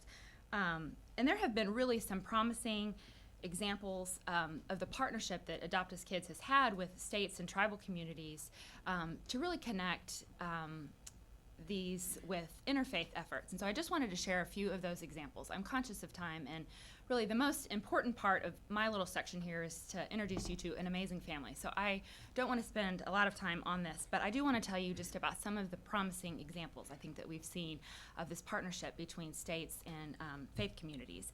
In Massachusetts, the Department of Social Services utilized the training and technical assistance from Adopt Us Kids to form an interfaith coalition made up of different denominations and communities of faith. And they held their first statewide summit in September 2005 with a particular focus on how the Department of Social Services and faith communities can continue to support families in an ongoing way. In Maryland, the Department of Human Services has contracted with 8 places of worship to establish and run adoption support groups. These are located in 5 Maryland jurisdictions, including the One Church, One Child of Maryland, which is working to recruit families within the faith community. In Hawaii, let me see if I can get this pronunciation right, the Kokua Ohana Project, which I believe translates to Families Helping Families Project, is working with the 57 churches that are part of the Association of Hawaiian Evangelical Churches to recruit and provide training to 144 Native Hawaiian foster parents in 4 island counties of Hawaii. And then finally, One Church, One Child of Illinois, which is a national adoption education and recruitment model, which I'm sure many of you are familiar with, that was first founded by Father George Clements, an African-American Roman Catholic priest from the Chicago area. The original mission of this program was for each church in the Black community to find at least one family to adopt at least one waiting child or sibling group. This has since expanded to other states, denominations, and communities, and since its founding in 1980, more than 140,000 children have been adopted as a result of this partnership between One Church, One Child national recruitment programs and state child welfare adoption units in over 30 states. So in 2003, the National Network of Adoption Advocacy Programs was founded with funding from the Children's Bureau at HHS to support, network, and develop the One Church, One Child model nationally. So as these exciting partnerships continue, it's important to continue to promote the message of adoption and point people to the efforts and progress on the Adopt Us Kids site. And so one way we're doing this is through a public service advertising campaign of Adopt Us Kids. The Children's Bureau launched this national recruitment campaign in 2004 to produce this series of PSAs, which feature really strategic messages about adoption, particularly focusing on the adoption of older children, children of color, and teens. So this ongoing campaign is really neat, and we'll get to see an example of one here in just a second. But it's won numerous awards for its very strategic messages about the hesitation, I think, that many prospective parents may feel about adoption, and portrays really, I think, an everyday sense of what kind of sense of belonging that these children feel in a home. And the messages are things like, you don't have to be perfect to be a perfect parent, and teens in foster care would love to put up with you. So just the message really being that you too can provide a waiting home for children. So I think one thing that is so exciting about this campaign and this website is that since the inception of the Adopt Us Kids website and campaign in 2002, over 8,500 hard-to-place children have been placed into adoptive homes. And Jed mentioned earlier that there's been millions of dollars in donated media space and airtime to feature these PSAs. And so they've been seen all around the country in English and in Spanish, and have really had an impact. As I think Jed mentioned, there's been over $140 million of this donated airtime that has resulted in 8 million visits to the websites, 21,000 email inquiries, and 56,000 phone inquiries. So it is an awesome campaign, and I'm thrilled to be able to say we can watch, I think, 3 just little short PSAs.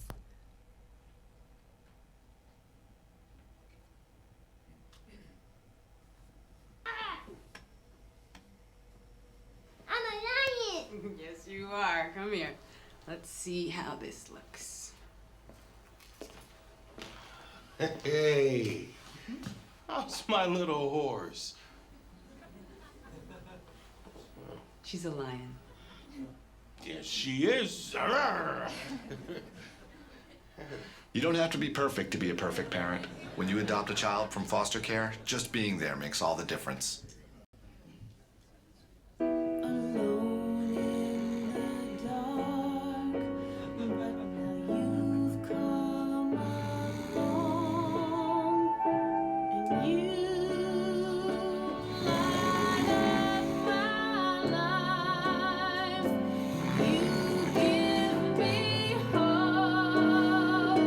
You don't have to be a hero to be a hero. When you adopt a child from foster care, just being there makes all the difference. Yeah.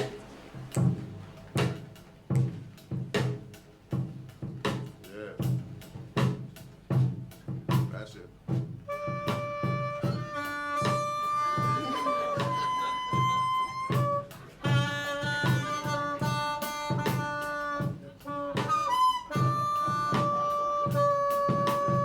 You don't have to be perfect to be a perfect parent.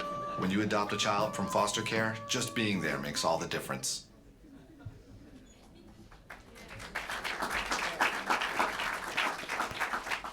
So now it is honestly my incredible privilege and honor to have the opportunity to introduce you to some of these perfect parents. So if the Long family would join me, they have an amazing story to tell, and I am privileged to be able to sort of facilitate their sharing of their experience.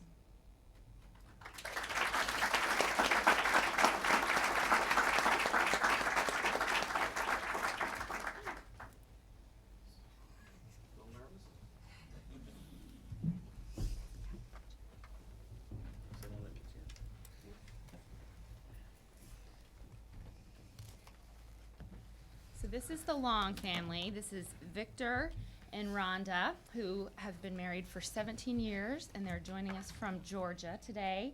And their kiddos are Dennis in the middle, and Dennis is 13. Brandy she's 12 3/4, I'm told. And then Felicia is 12. So they have an amazing experience that they are willing to share with us. So I thought maybe Victor could tell us just a little bit about how these three amazing kiddos came into your hearts and into your home. Well, we're probably perfect examples of how you can get things around the system. I mean, obviously they didn't know us too well because they allowed us to adopt these three children. We started out back in, was it 94, 95? 94, going through what at the time was MAP training to adopt.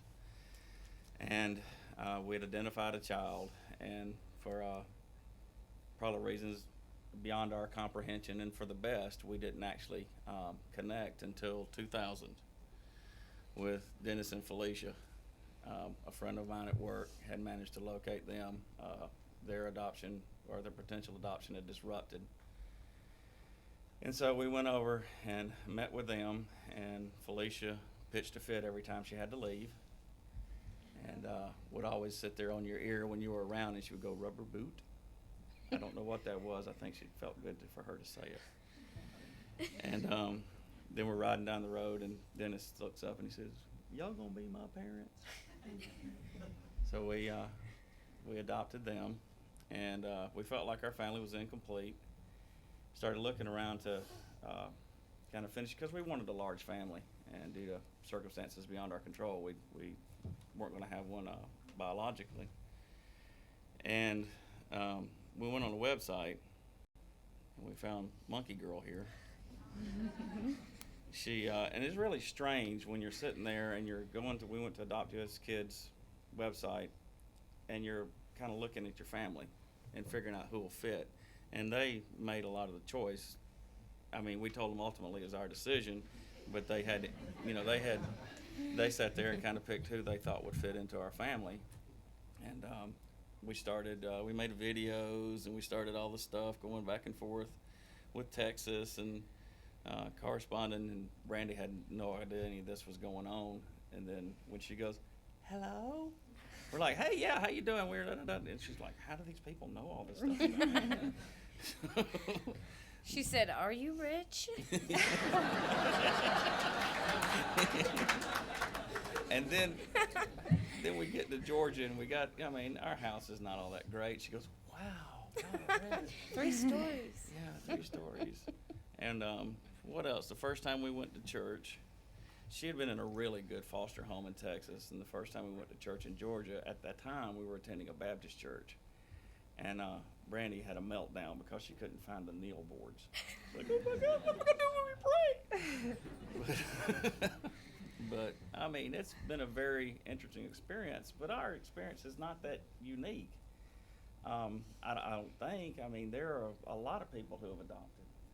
I was talking to my cousin before I came here. She's been a foster parent in Georgia, or until recently. She fostered in 10 years 114 kids. Wound up adopting 2 of them. You know, I work in the system, which, oh, boy, because I work in child abuse investigations. We see a lot of kids come through and a lot of things going on that's just amazing. And it really, and truthfully, government is not the answer. The communities, the government should be providing, should be a resource. It should not be a substitute for any of these families. But I don't need to keep talking about me and my opinion and getting on my pulpit. Y'all tell some of your experience. Well, yeah, and Victor and Rhonda had the opportunity to tell me a little bit about some of the imprints that each of these little ones has left on their family. And so, Felicia, I hear y'all are busy. You do scouts, you guys sing in your choir, and apparently you got the whole family involved in karate. Is that right? Yes, ma'am. Are you going to show us some of your moves? No. And Dennis, your mom tells me that you're the big helper at home. In what ways do you help your mom? I help her with everything. Whenever she goes to try to do something, all 3 of us say, "No, sit down. We will not let her do anything at all." But cook. Yeah, obviously she's pretty good at that. And Brandy, I understand that you like to talk to people about your experience with adoption. So do you want to tell us a little bit about what you like most about your family and your adoptive home? Well, when I first came, I thought, wow, these people are really crazy. But as I got to live with them, I realized that, wow, these are really cool, laid-back people. And so now, every time I make a good grade on my report card, me and my dad go buy Ben and Jerry's ice cream, that big old tube, and I eat it all. Yeah. And my dad sits there after I take my shower. He combs my hair and he gets all the tangles out. It's really hard, but it's what he does. And my mom, she plans birthday parties for us. And see, one year I went skating, and that was really fun. And they had this man get on the radio and play my favorite song. It's really sweet. And my mom's homemade cooking is really good. She makes plenty of it too. Well, and one of the amazing things about the Long family is that they are really passionate about this issue, and so they spend a lot of time talking to others, families who are considering adoption or contemplating adoption, and the kids are also able to share their experiences with other kids about what it's like to be adopted. So I didn't know if, Victor, you wanted to just share a little bit about some of the things you guys do, and maybe Brandy or others of you, what it's like to talk to other kids about being adopted. I think Brandy made some notes on it, but I have to teach new workers, and it's a really complicated thing, dealing with new workers and them at 22, 23, thinking they know all the answers for these kids that are disrupting in foster care. But we also speak at our church, and we do a lot of one-on-one with recruitment. When we have the panels where folks are coming in trying to decide whether they want to be a foster parent or not, we present for that, and present from 2 or 3 different perspectives. Also, due to those two, I mean, I'm ex-military, served in Bosnia, and they made me a Girl Scout. So I did stuff through Girl Scouts with them to talk about adoption and the need for permanency, and then to have a stable home for children. And they also did that too, because some of the stuff that y'all were doing out of Camp Adahi. But talk about some of the stuff that we do when we go to these fairs and all. Well, every year during April, is it? Or I think there's one in April and there's one in the fall. yeah. Well, a lot of people gather up inflatables, and these kids come over and from foster care, and they jump on the inflatables and just have a big old time. I mean, last year we had these big speakers, and me and Felicia were just out there dancing with other kids. It was fun. Getting to know other kids, I found that knowing other kids in foster care helped you see the other side of things, and seeing what they go through and learning one fact about them every time. And I also think it helps them to know that y'all were there once. Mm-hmm. Yeah, we'd tell them about what happened with us, and that we'd tell them to keep hope, and that one day they might get adopted. Mm-hmm. So, adoptuskids.org is a great resource and an amazing way to connect families like this together. And we're thrilled to be able to support it and to provide this resource, but I think I'm even more thrilled to see and meet families like the Longs who have used it to bring children into their home and to create new families. So please join me in thanking the Longs.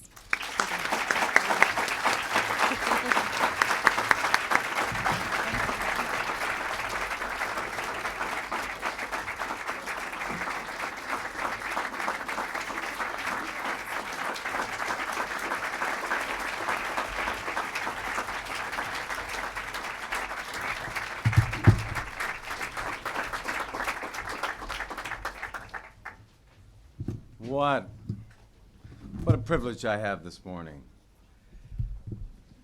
Eduardo, con su permiso, señor. Let me introduce myself as my family would have it. Enrique Eduardo Quintana Catano Lozano II en su servicio, señor. That's for Eduardo's sake. Hank Jr. to the balance of you, Director of the USA Freedom Corps. This privilege of adoption, that all of you are encompassed with it. You're taking the champion and challenge for. What an honor to recognize families such as this. I have the privilege of acknowledging the President's call to service, but when I think about it, every adoptive family in this nation deserves the highest award the President could possibly give, the Lifetime Service Award, because in its tenet, it's exactly what they embody. They embody the goodness of this nation, the heart of this nation, the champion of a people coming together in faith and out of faith, coming together as communities, believing that they can make a difference. And I have the most incredible privilege of honoring one of those families. Come on up. The Cooper family, give them a hand.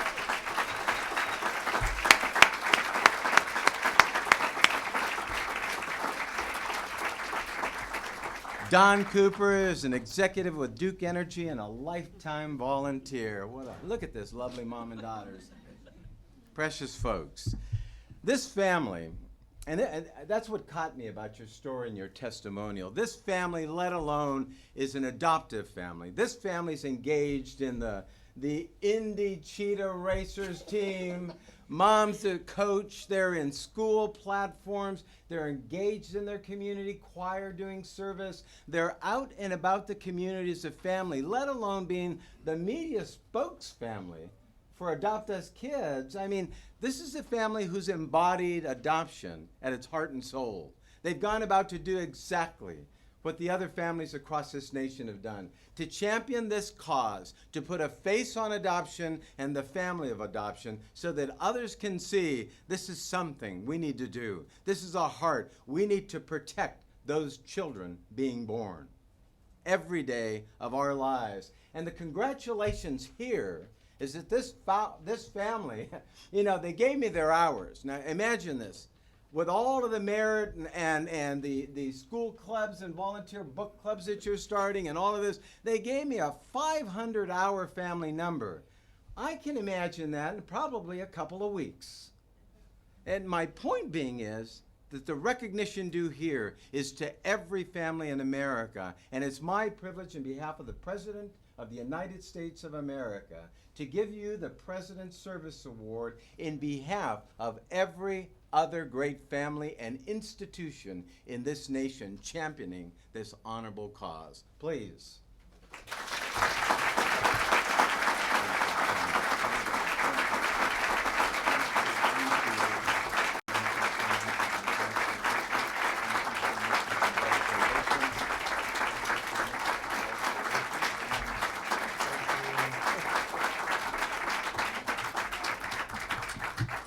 We have goodies. All the girls, hold on, I'm sorry. I know that we're supposed to take a photo. My apology for not informing you of that. Right this way. Right this way, right back here. Excuse me. My apology. Jeb, I'll do a better job next time, I promise. Thank you so much for this honor. Thank you again.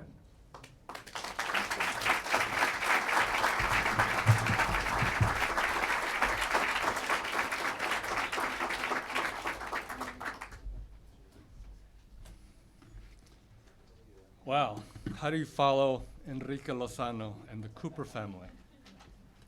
Enrique, con su permiso. My name is Ken Yamashita. I'm the director of the Office of HIV/AIDS at the U.S. Agency for International Development.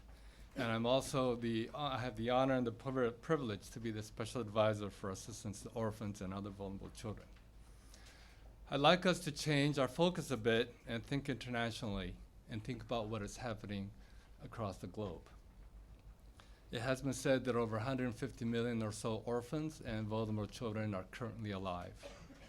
And as Sharon Ford said earlier today, it is about the communities.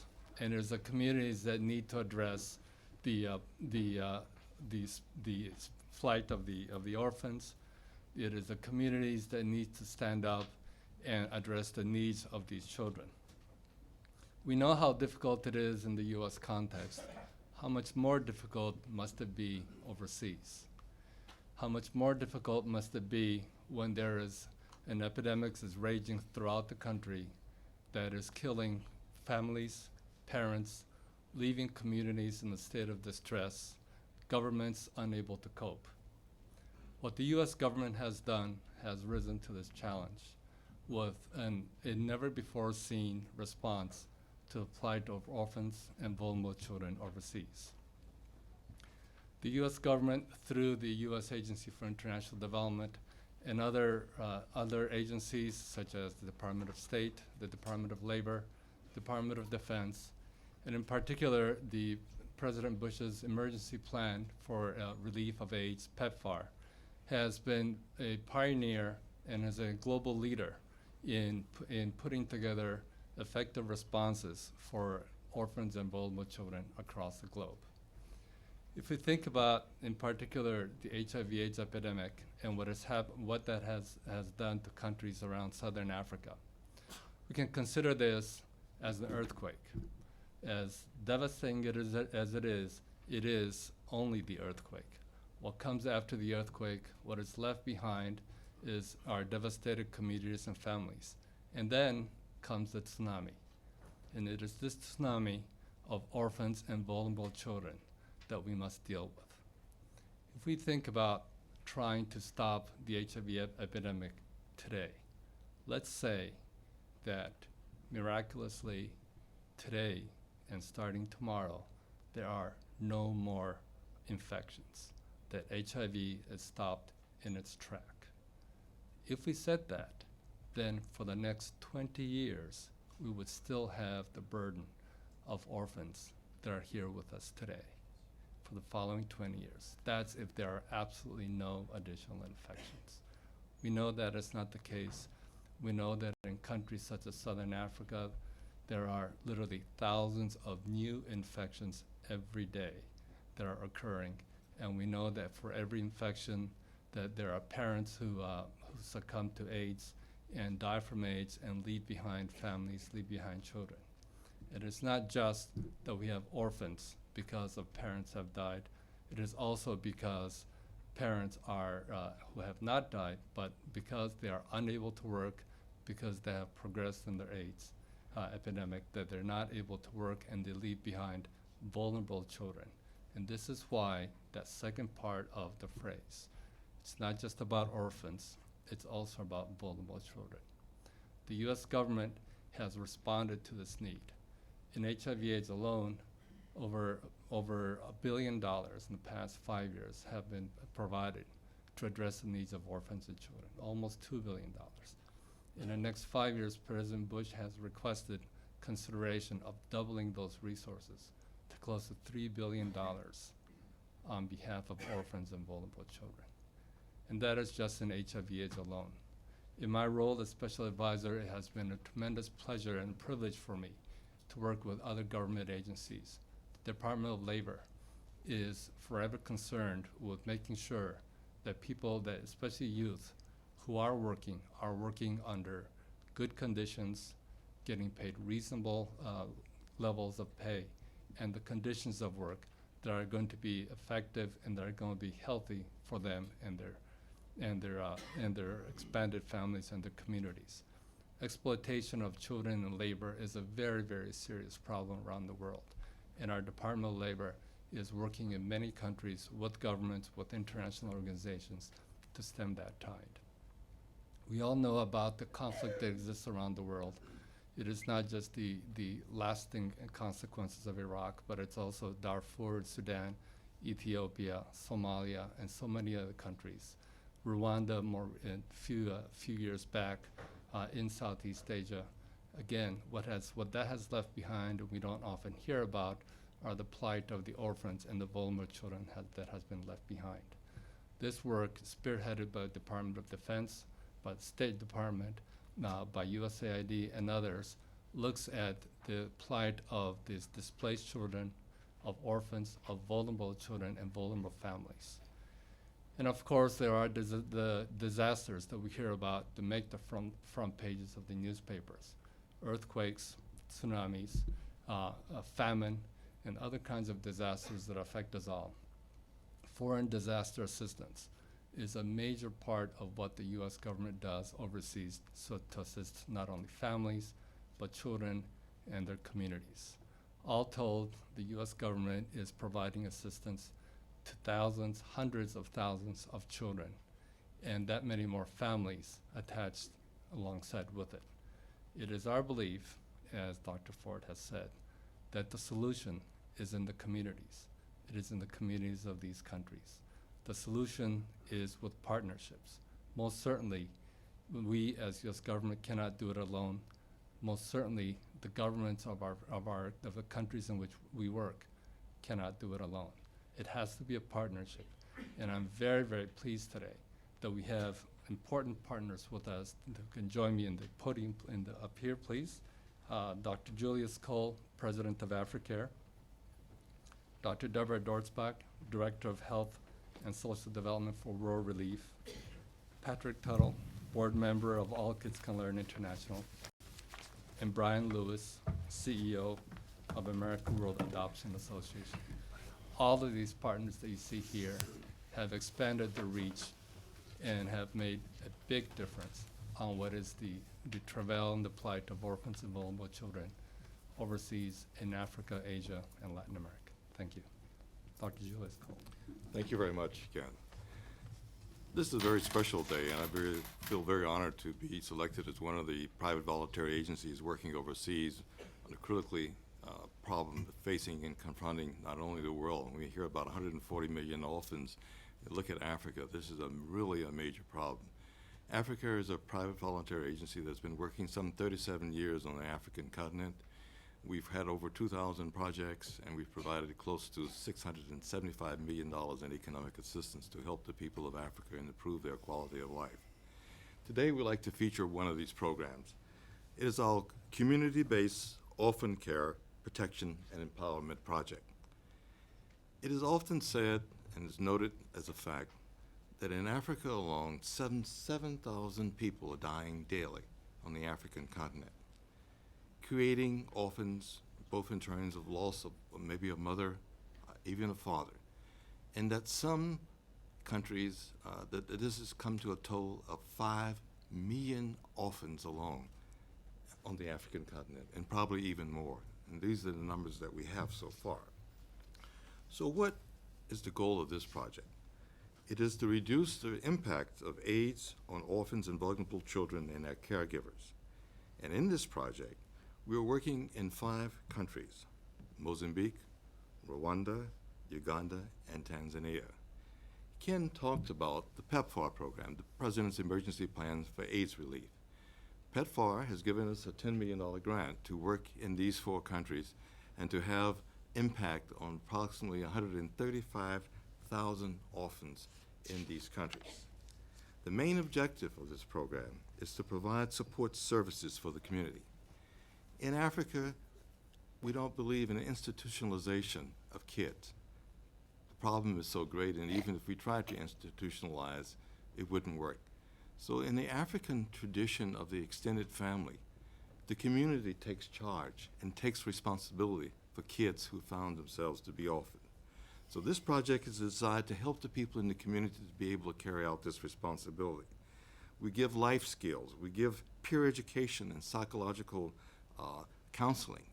We also increase the educational support that we're giving. We give block grants to buy school books, to buy uniforms, to help them in their school, and so the school waives the school fees, and we provide supporting services. We also give them access to health care, to medicines, to clinics, and so forth. And we also teach them life-supporting skills to grow crops in agriculture, or to make statues or things that they can sell to earn income. What have been some of the significant results? In the first year alone, in fiscal year '07, in our project, we've already reached the goal that we set of reaching out to 135,000 orphans in these 4 countries that I have spoken of. We've often also established thousands of COPE clubs in Uganda, Rwanda, and Tanzania, and Mozambique. And in these clubs are where most of the activities are carried out that we talked about this morning. We also have trained some 2,444 caregivers from 72 associations in 4 targeted countries. What has this shown, and what has had the most impact at these large numbers that we're working with? We've given block grants. And the use of block grants are resource exchanges where we have an innovative approach to increase school enrollments for vulnerable children, decrease their educational costs per student, and provide a significant reduction in this whole question of stigma and discrimination toward children perceived as receiving assistance. Even though there are a number of orphans in Africa, there's still the stigma of being an orphan, and this program is working to change that. We also have income-generating activities that I've spoken for. But what I would like to do is to now turn to the film. And as Eduardo would agree, the film can tell 1,000 stories, and let you see what the program is about through the film itself. And this is a film done by Columbia University students. Please roll the film. Thank you.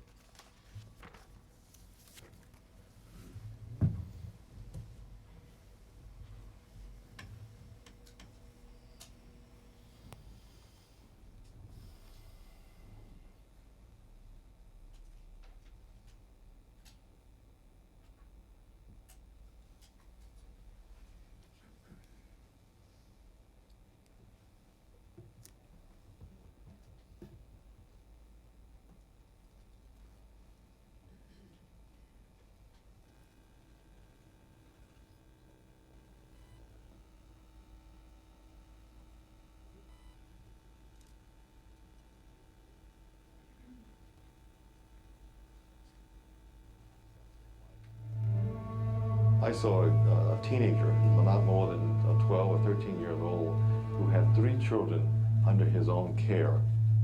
Many kids are living without both parents, are being raised in communities, and children are raising children. Some are abandoned, some are just their parents have died. A child will not go to school just because they don't have a uniform or they don't have a book. With the impact of HIV/AIDS, we have a lot of orphans and vulnerable children who really need support.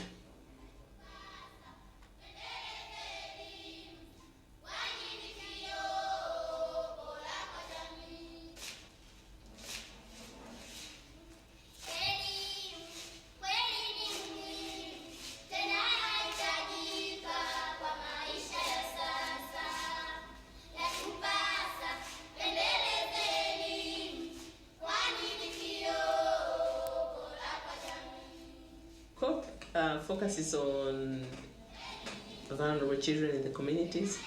We identify these children so that communities can really focus on how to assist these children so that they can live a better life. We got invited to participate in the global initiative in 2006, and there we presented the community-based orphan empowerment project, and we got a good reception there, and I thought that that was very helpful in terms of trying to find donors who were willing to partner with us to really make these projects work. We're providing them livelihoods, we're providing them grants for education, we're teaching them life skills. We're doing a lot to really improve the quality of life of orphan children. For sure they need support. They need someone not to give them money or something, they need someone to show what to do.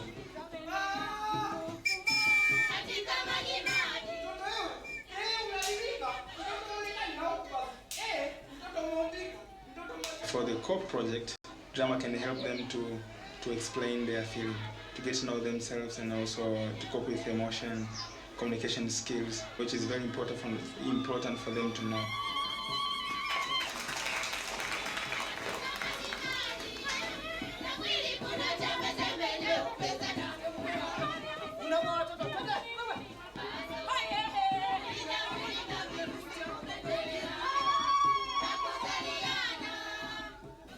There was no focused planning and support for the children.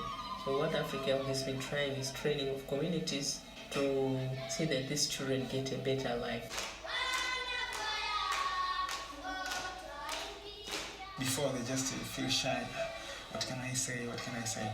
But now I know that they perform, so they can even to explain their feeling. They can even talk. You can see they're very free to act.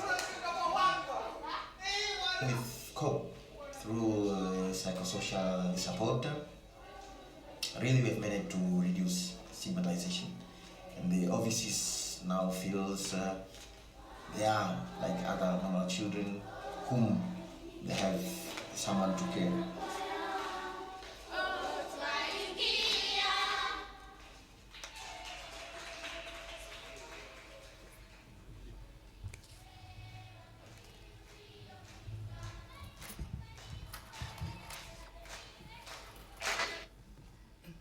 Thank you very much.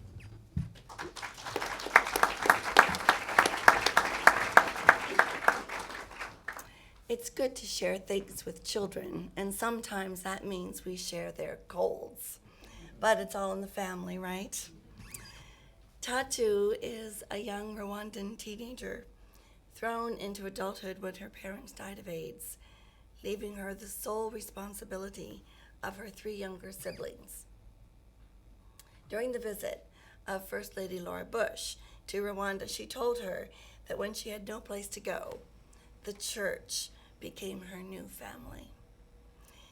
Caring for orphans and families has always been Africa's hallmark, and though stretched beyond comprehension to most of us with the toil of AIDS, the extended family continues to embrace extended members. There's a growing movement in Africa to supplement and support the family, a movement of churches and their communities to care for orphans, their families, and caregivers. The movement is known as Every Church, Every Orphan, an expanded version, you might say, of the one church, one child we just heard about here in the U.S. The strategy is very basic. Africa, endowed with many churches dotting busy markets and dusty villages, is using her richest resources, the family and the strong sense of community, to support children through seeking to engage every church in identifying every orphan within a walking distance, 3 to 5 kilometers, of their church building. Once identified, the church calls up volunteers, sets committees for oversight, advocacy, resource development, trains members, and goes about the business of cultivating community care for children. Today in Mozambique, churches of all faiths join together to care for every orphan near every church in 34 communities in 3 provinces. Their leaders have formed pastors' networks to supervise and support 3,400 volunteers, 10 per network. Through them, more than 20,000 children are supported by their churches. Some caregivers in Mozambique and programs in other countries are now involved in small agribusiness, making coconut oil or geranium oil to support themselves and their children. Churches in Rwanda looked at their congregations and realized there were skills and resident among the members that older children made vulnerable by AIDS needed. So they matched youth with heads of households needing income with skilled laborers in the church to learn trades of carpentry, auto mechanics, and other skills. After 6 months of an apprenticeship, they earned a beginning skill, a set of tools for the trade, and a few clients to establish their own business. And they left with a sense of confidence and pride that they could venture out on their own with a marketable trade. As grave as Africa's orphan situation is, it will be dwarfed by the numbers of children affected by AIDS in Asia unless prevention becomes more effective. Cambodia's youth, in Hope for Cambodia's Children, are choosing abstinence to prevent AIDS. Helping them stick to that choice, their activities include exposure to the impact of AIDS through serving families affected. A big SIP program has developed, and the kids are matched with children who have been orphaned by HIV and AIDS, and they just hang out with them and become their best buddy. China's children affected by AIDS are difficult to find, but the official church, with a rich historical presence in China, knows where many of them are. In Henan province, one church was deeply burdened by large numbers of children orphaned when their parents sold blood and contracted HIV. Today, deep poverty, stigma, and shame shroud some of these children. Breaking through those barriers, the church mobilized a committee, identified the most needy children, and assisted them with food, clothing, and advocacy support, going right to their schools and families. To be sure, as we scan the decades ahead, our challenges to ensure all children have families are huge. Prevention of vulnerability and orphanhood in a world of AIDS must be a priority. One group of fathers attending a parents' training in Kiambu, Kenya, on the Choose Life abstinence program their youth were part of, realized that not only did they want their children to choose life, but they themselves also would make choices in relationships that could either promote their life or bring on an early death with AIDS. So they decided to band together in an accountability and mentoring group of fathers to be guardians of their marriages. They meet regularly and they call themselves 15 Smart Men. Education for children is a human right, and no child anywhere should be left behind. But just how can we be sure the 14 million orphans of Africa today have the school fees, the time, the legal rights, the freedom to be in school? Future generations will thank us if we prioritize education, formally and informally.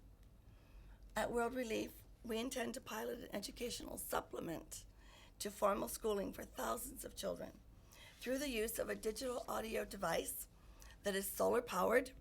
We will program interactive lessons, radio dramas, and through a serial series, bring basic education in math, the language of instruction in that country, and reading.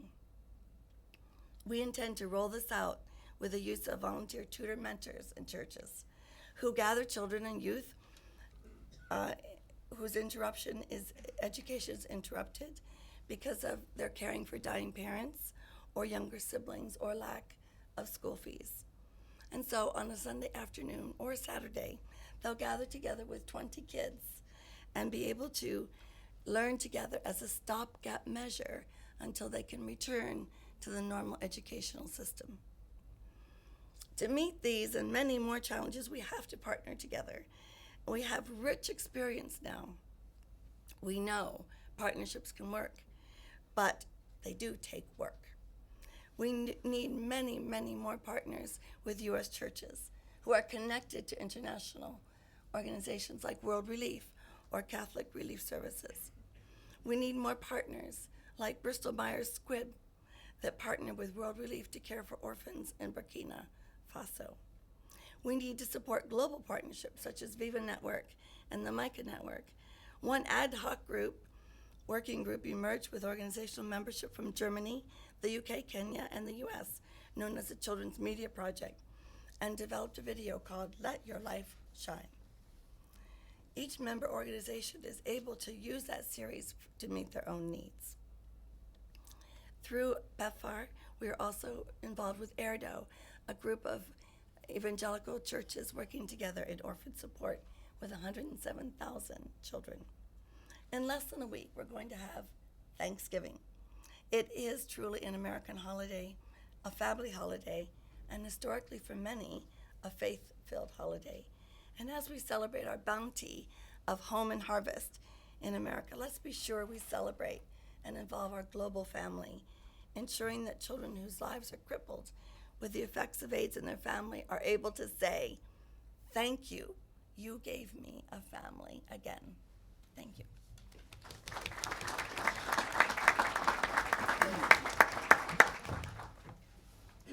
Good afternoon. I have one question. How many of you in here know how to adopt an unadoptable child?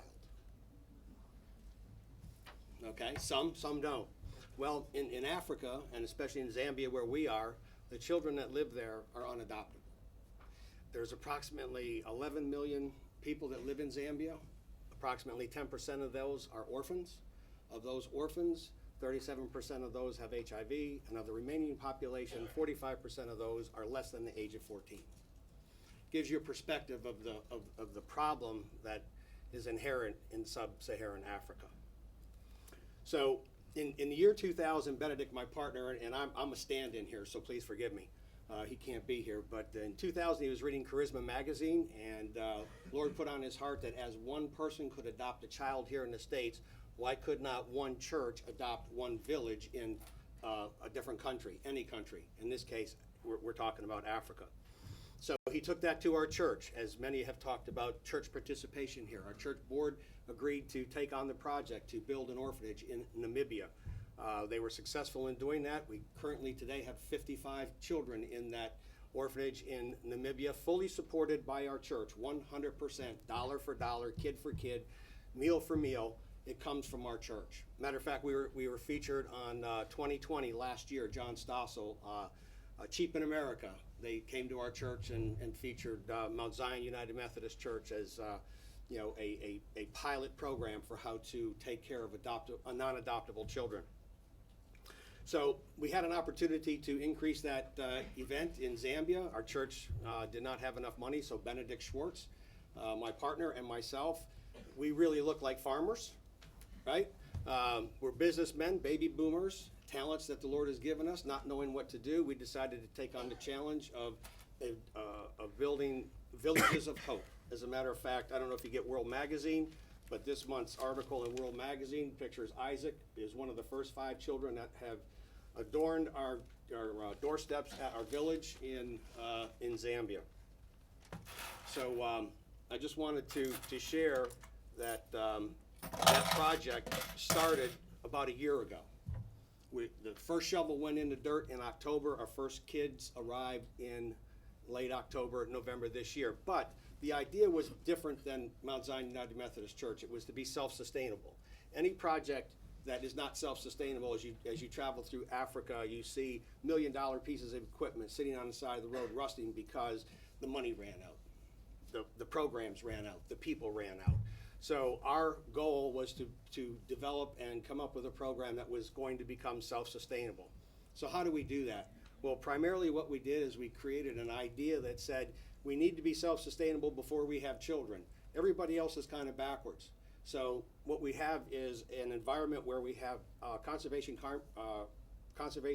farming program for youth that are not going to be in our orphanage.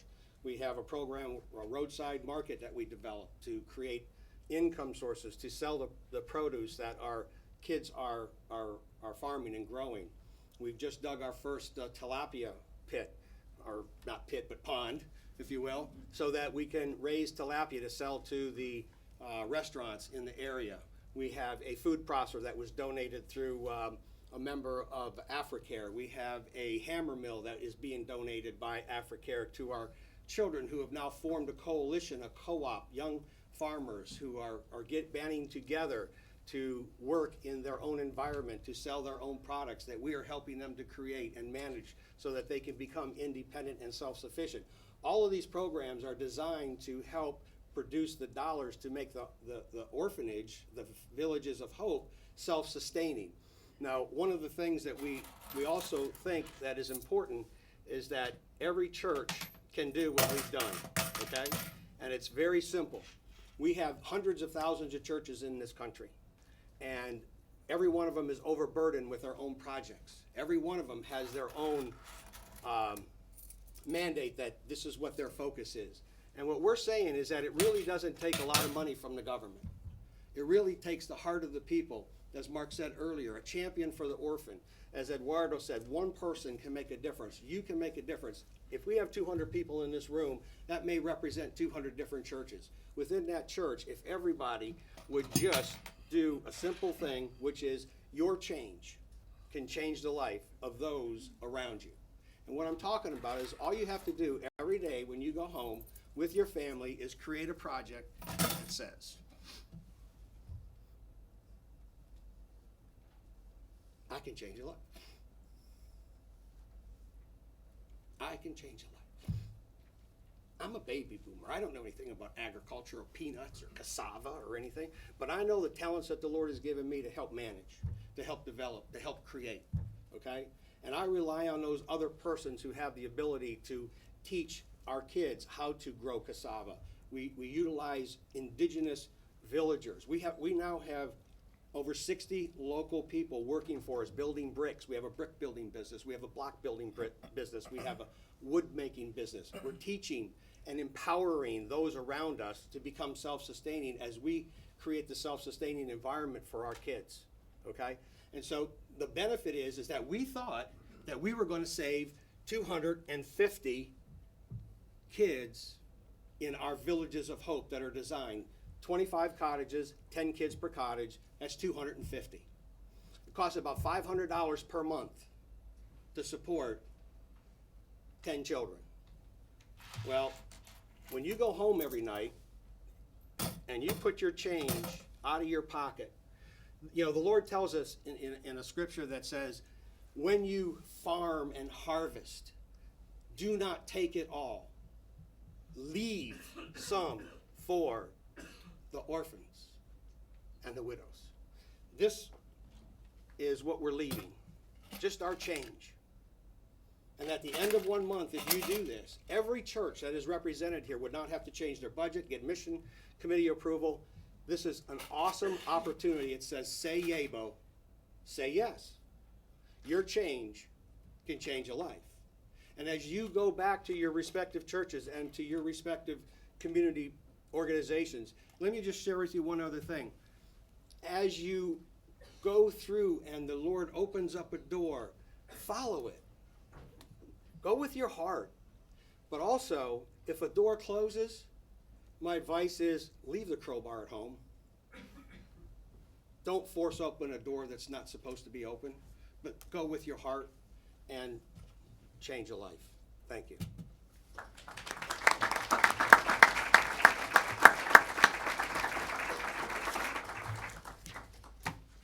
Well, what I'm going to share actually refers to keeping adoption open in international countries, because if the countries don't allow families to adopt, all the efforts that we do come to naught. So here's a little story about that. But I'm here today on account of my oldest child.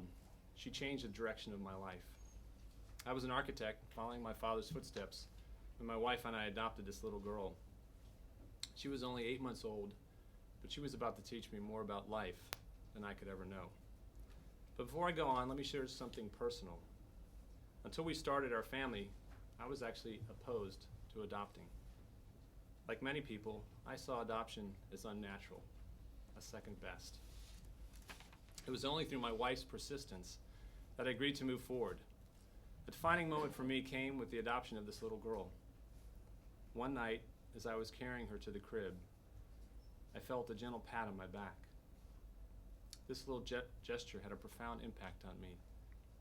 Though I had reservations, she had none. She just wanted me to hold her, to love her, to be a father. For one who did not embrace adoption initially, it's hard to imagine that I now believe adoption is a mechanism designed by God to build families. Adoption has become my passion. I now actually volunteered at an adoption agency as the director. When I was asked to speak at this gathering, I was wondering what I could share with a room full of child welfare and orphan and adoption experts. My message is simple. I want to challenge each one of us to take the initiative, to use our positions of authority and influence for God's purposes. Let me share with you a story about some people who did just that. It's a story that exemplifies the need for faith-based initiatives collaborating with government. It's also, by the way, a story about the importance of saying thank you. This was in 2000. China had issued a quota that severely limited the number of adoptions. We all knew that due to the limited medical supplies in China, this was a death sentence for many children. We decided to act. A delegation led by the former head of the Congressional Coalition on Adoption, or CCAI, a U.S. senator, a congresswoman, traveled to China in an attempt to lift this quota.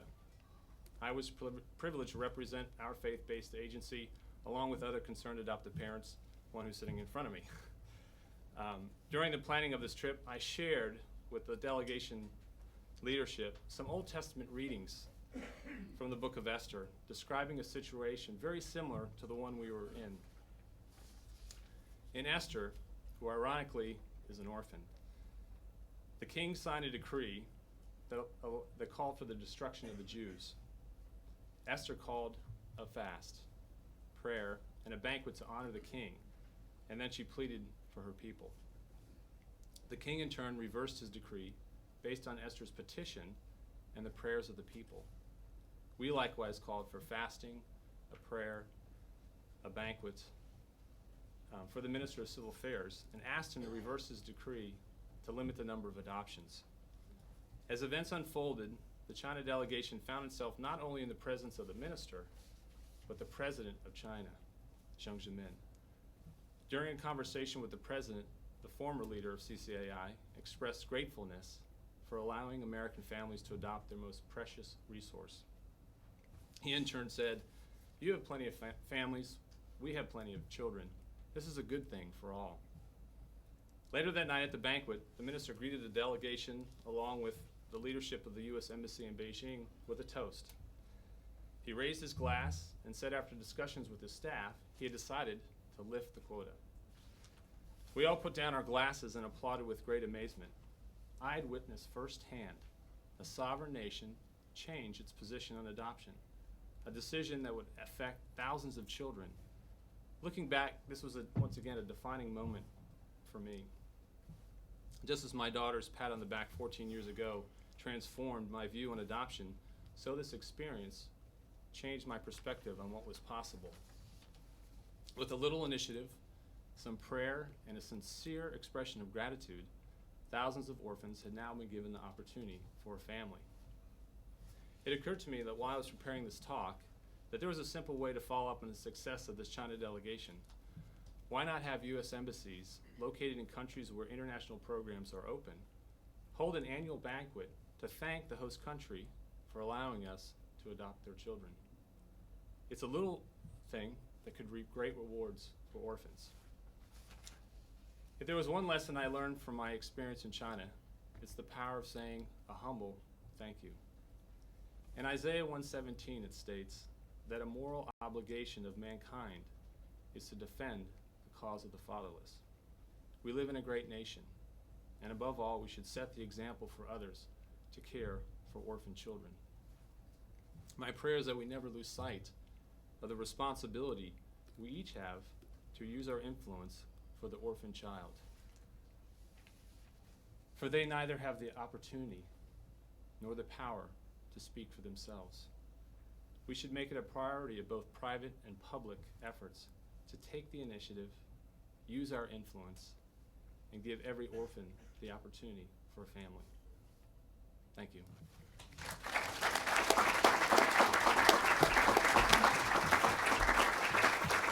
Thank you very much to the panelists. And just a note, there are copies of the administration's first report to Congress on orphans and vulnerable children, and it summarizes the efforts of all of the U.S. government agencies in this endeavor. And please join me again in thanking the panel.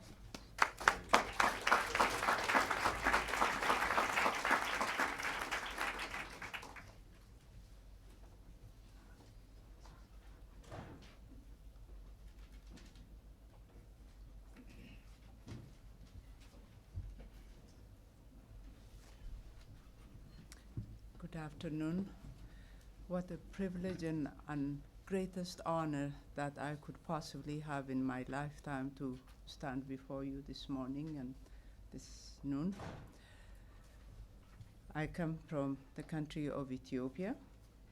Ethiopia is a nation that's known to have had only one orphanage in her country. The history has changed.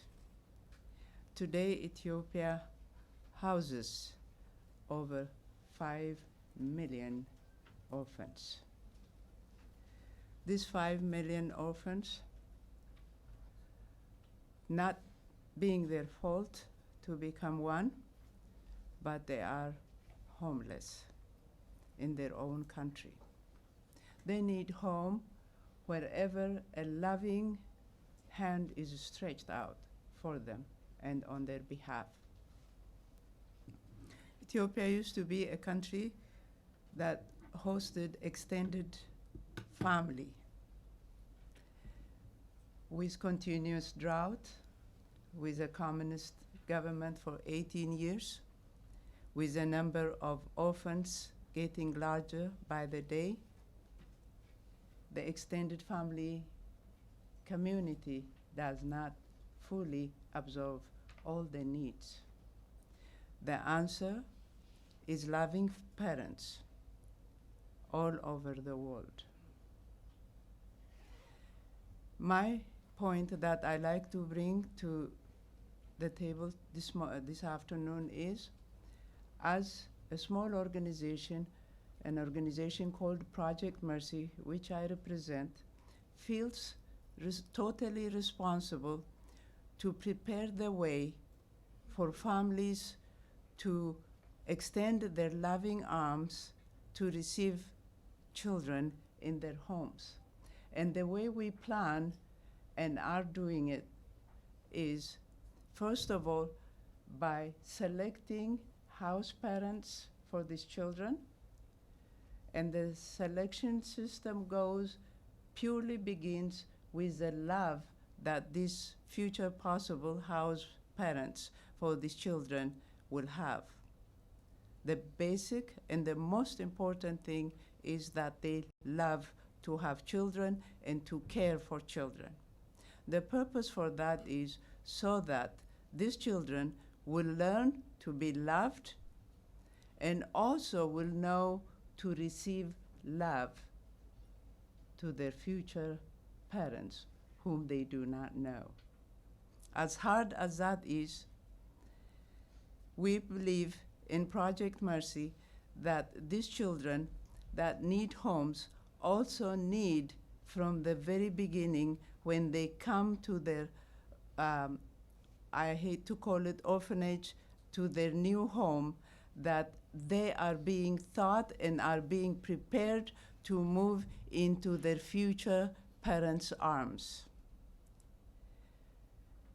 We, my husband and I, have worked in the previous government of Ethiopia to care for that one orphanage that existed in the country. On our return now from our being refugees in America to start a home for these children, we have contacted our previous children that have grown up in that home. We have asked them how life was for them. Were they prepared to face their future? Their answer, majority of them, is yes, we were fed, we were clothed, we were educated. But our emotional side was not attended to. We learned a great lesson from that. When a child in a home, in their foster home, begin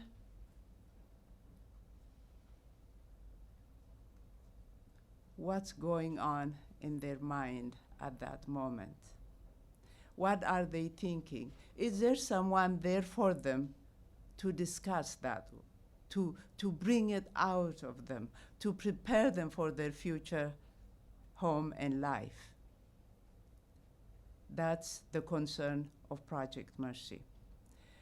Also, the fact that the children need to be loved so abundantly more than any other child because they have a wound that they are carrying, that no one is able to feel it for them because we haven't walked in that shoes.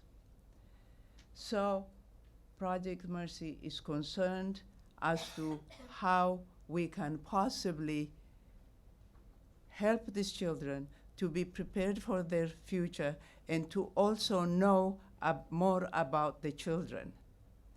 So we are looking into possibilities to go into further researching what are the real needs of these children in relation with the culture of each country where we might be working.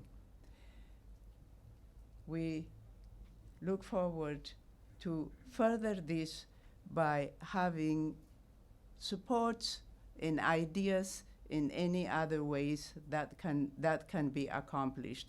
So 2 goals: prepare the children and also get to know more as to how to help them to step on into their next home. And I thank you for this opportunity and privilege.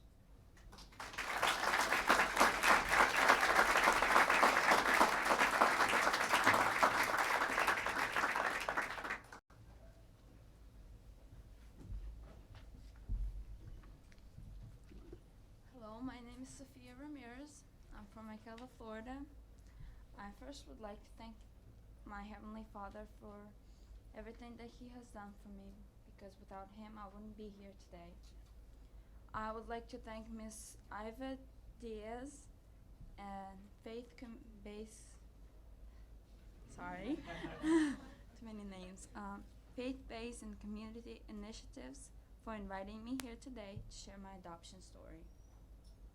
I also like to thank America World Adoption Association for helping my parents finding me.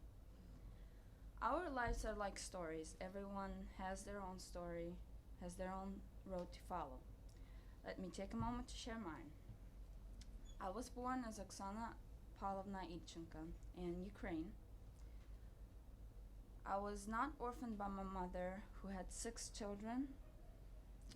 She couldn't take care of me, so and she couldn't take care of my younger sister, and I had to take care of my sisters. One of my sisters is Zhenya.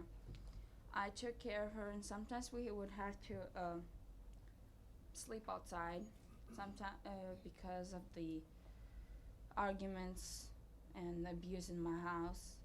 So I have, in my just living in my house, I have seen many things that I shouldn't see, and I have learned and heard things that none of the children my age should ever hear or see. Eventually, Zhenya, that's my little sister, and I were taken by the police and taken to a hospital because she wasn't old enough. So we were cared there for 2 months until she was old enough to go to an orphanage. When we were there, I got sick, really sick, and I was hospitalized. And when I came back to the orphanage, I found out that she was gone. She was taken to another orphanage, and I never saw her again. Then I was mad because I was still waiting for my mom to come and get me out of the orphanage. And in the process of 2 years, she never did. A lot of the kids were very nice. They were very good friends, but they never felt like a family. I just wanted to belong somewhere. I wanted to have a family. Then on November 16th, 2004, 3 years ago today, my mom and dad from America came to find me. Many of the kids wished they were there to find them. They wanted me. I found out that my sister Zhenya was adopted too, at the same time actually as I was, from another orphanage. Now I'm in a new family and a new country. God has blessed me here. At first it was very hard for me to here in America. I even wanted to go back to Ukraine because I didn't know any English, and all these crazy people keep staring at me and talking to me loud like I was deaf. I was scared and frustrated because I like to talk and I couldn't. But Dad was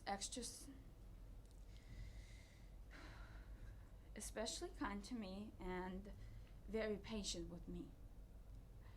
I never had a father. I never knew my father.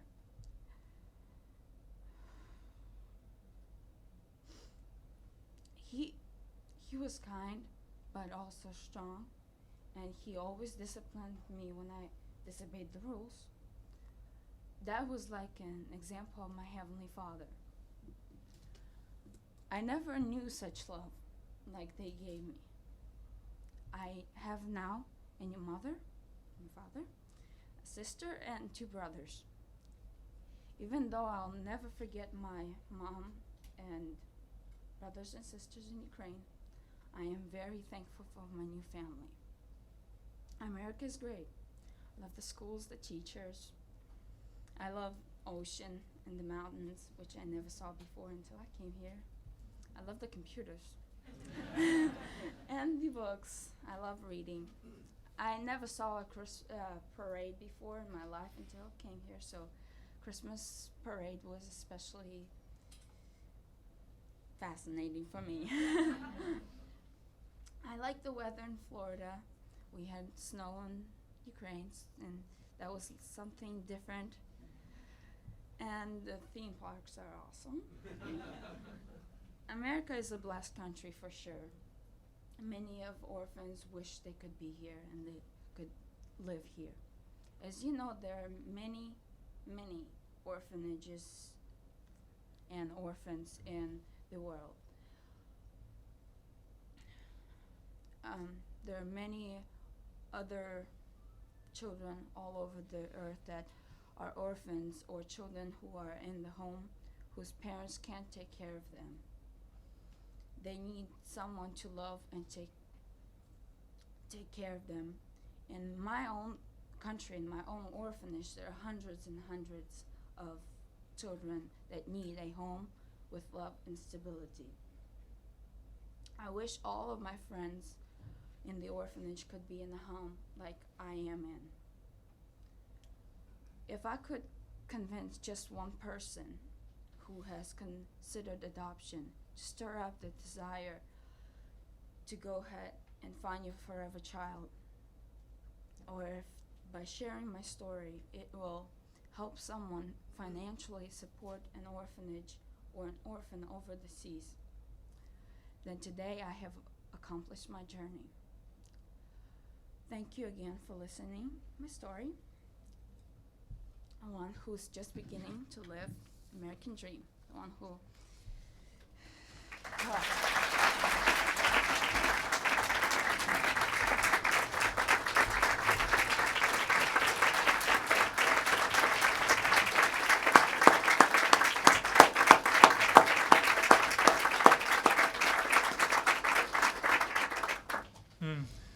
Thank you, Sophia. Well, after all of that, there is very, very little that could or should be said. So brief logistics and then a final word. Two things. One is there are a number of materials that could have been in the program, but that are actually out there that you can pick up on your way out if you're interested. Just more about the organizations that have spoken here, more about some of the government side efforts. And so you can pick those up on your way out. And then also, logistically, there was some of you that some of the information exchange has not been complete yet. So if your name is on the list that is in the program there, please, on your way out, connect with one of the staff members there on your way out.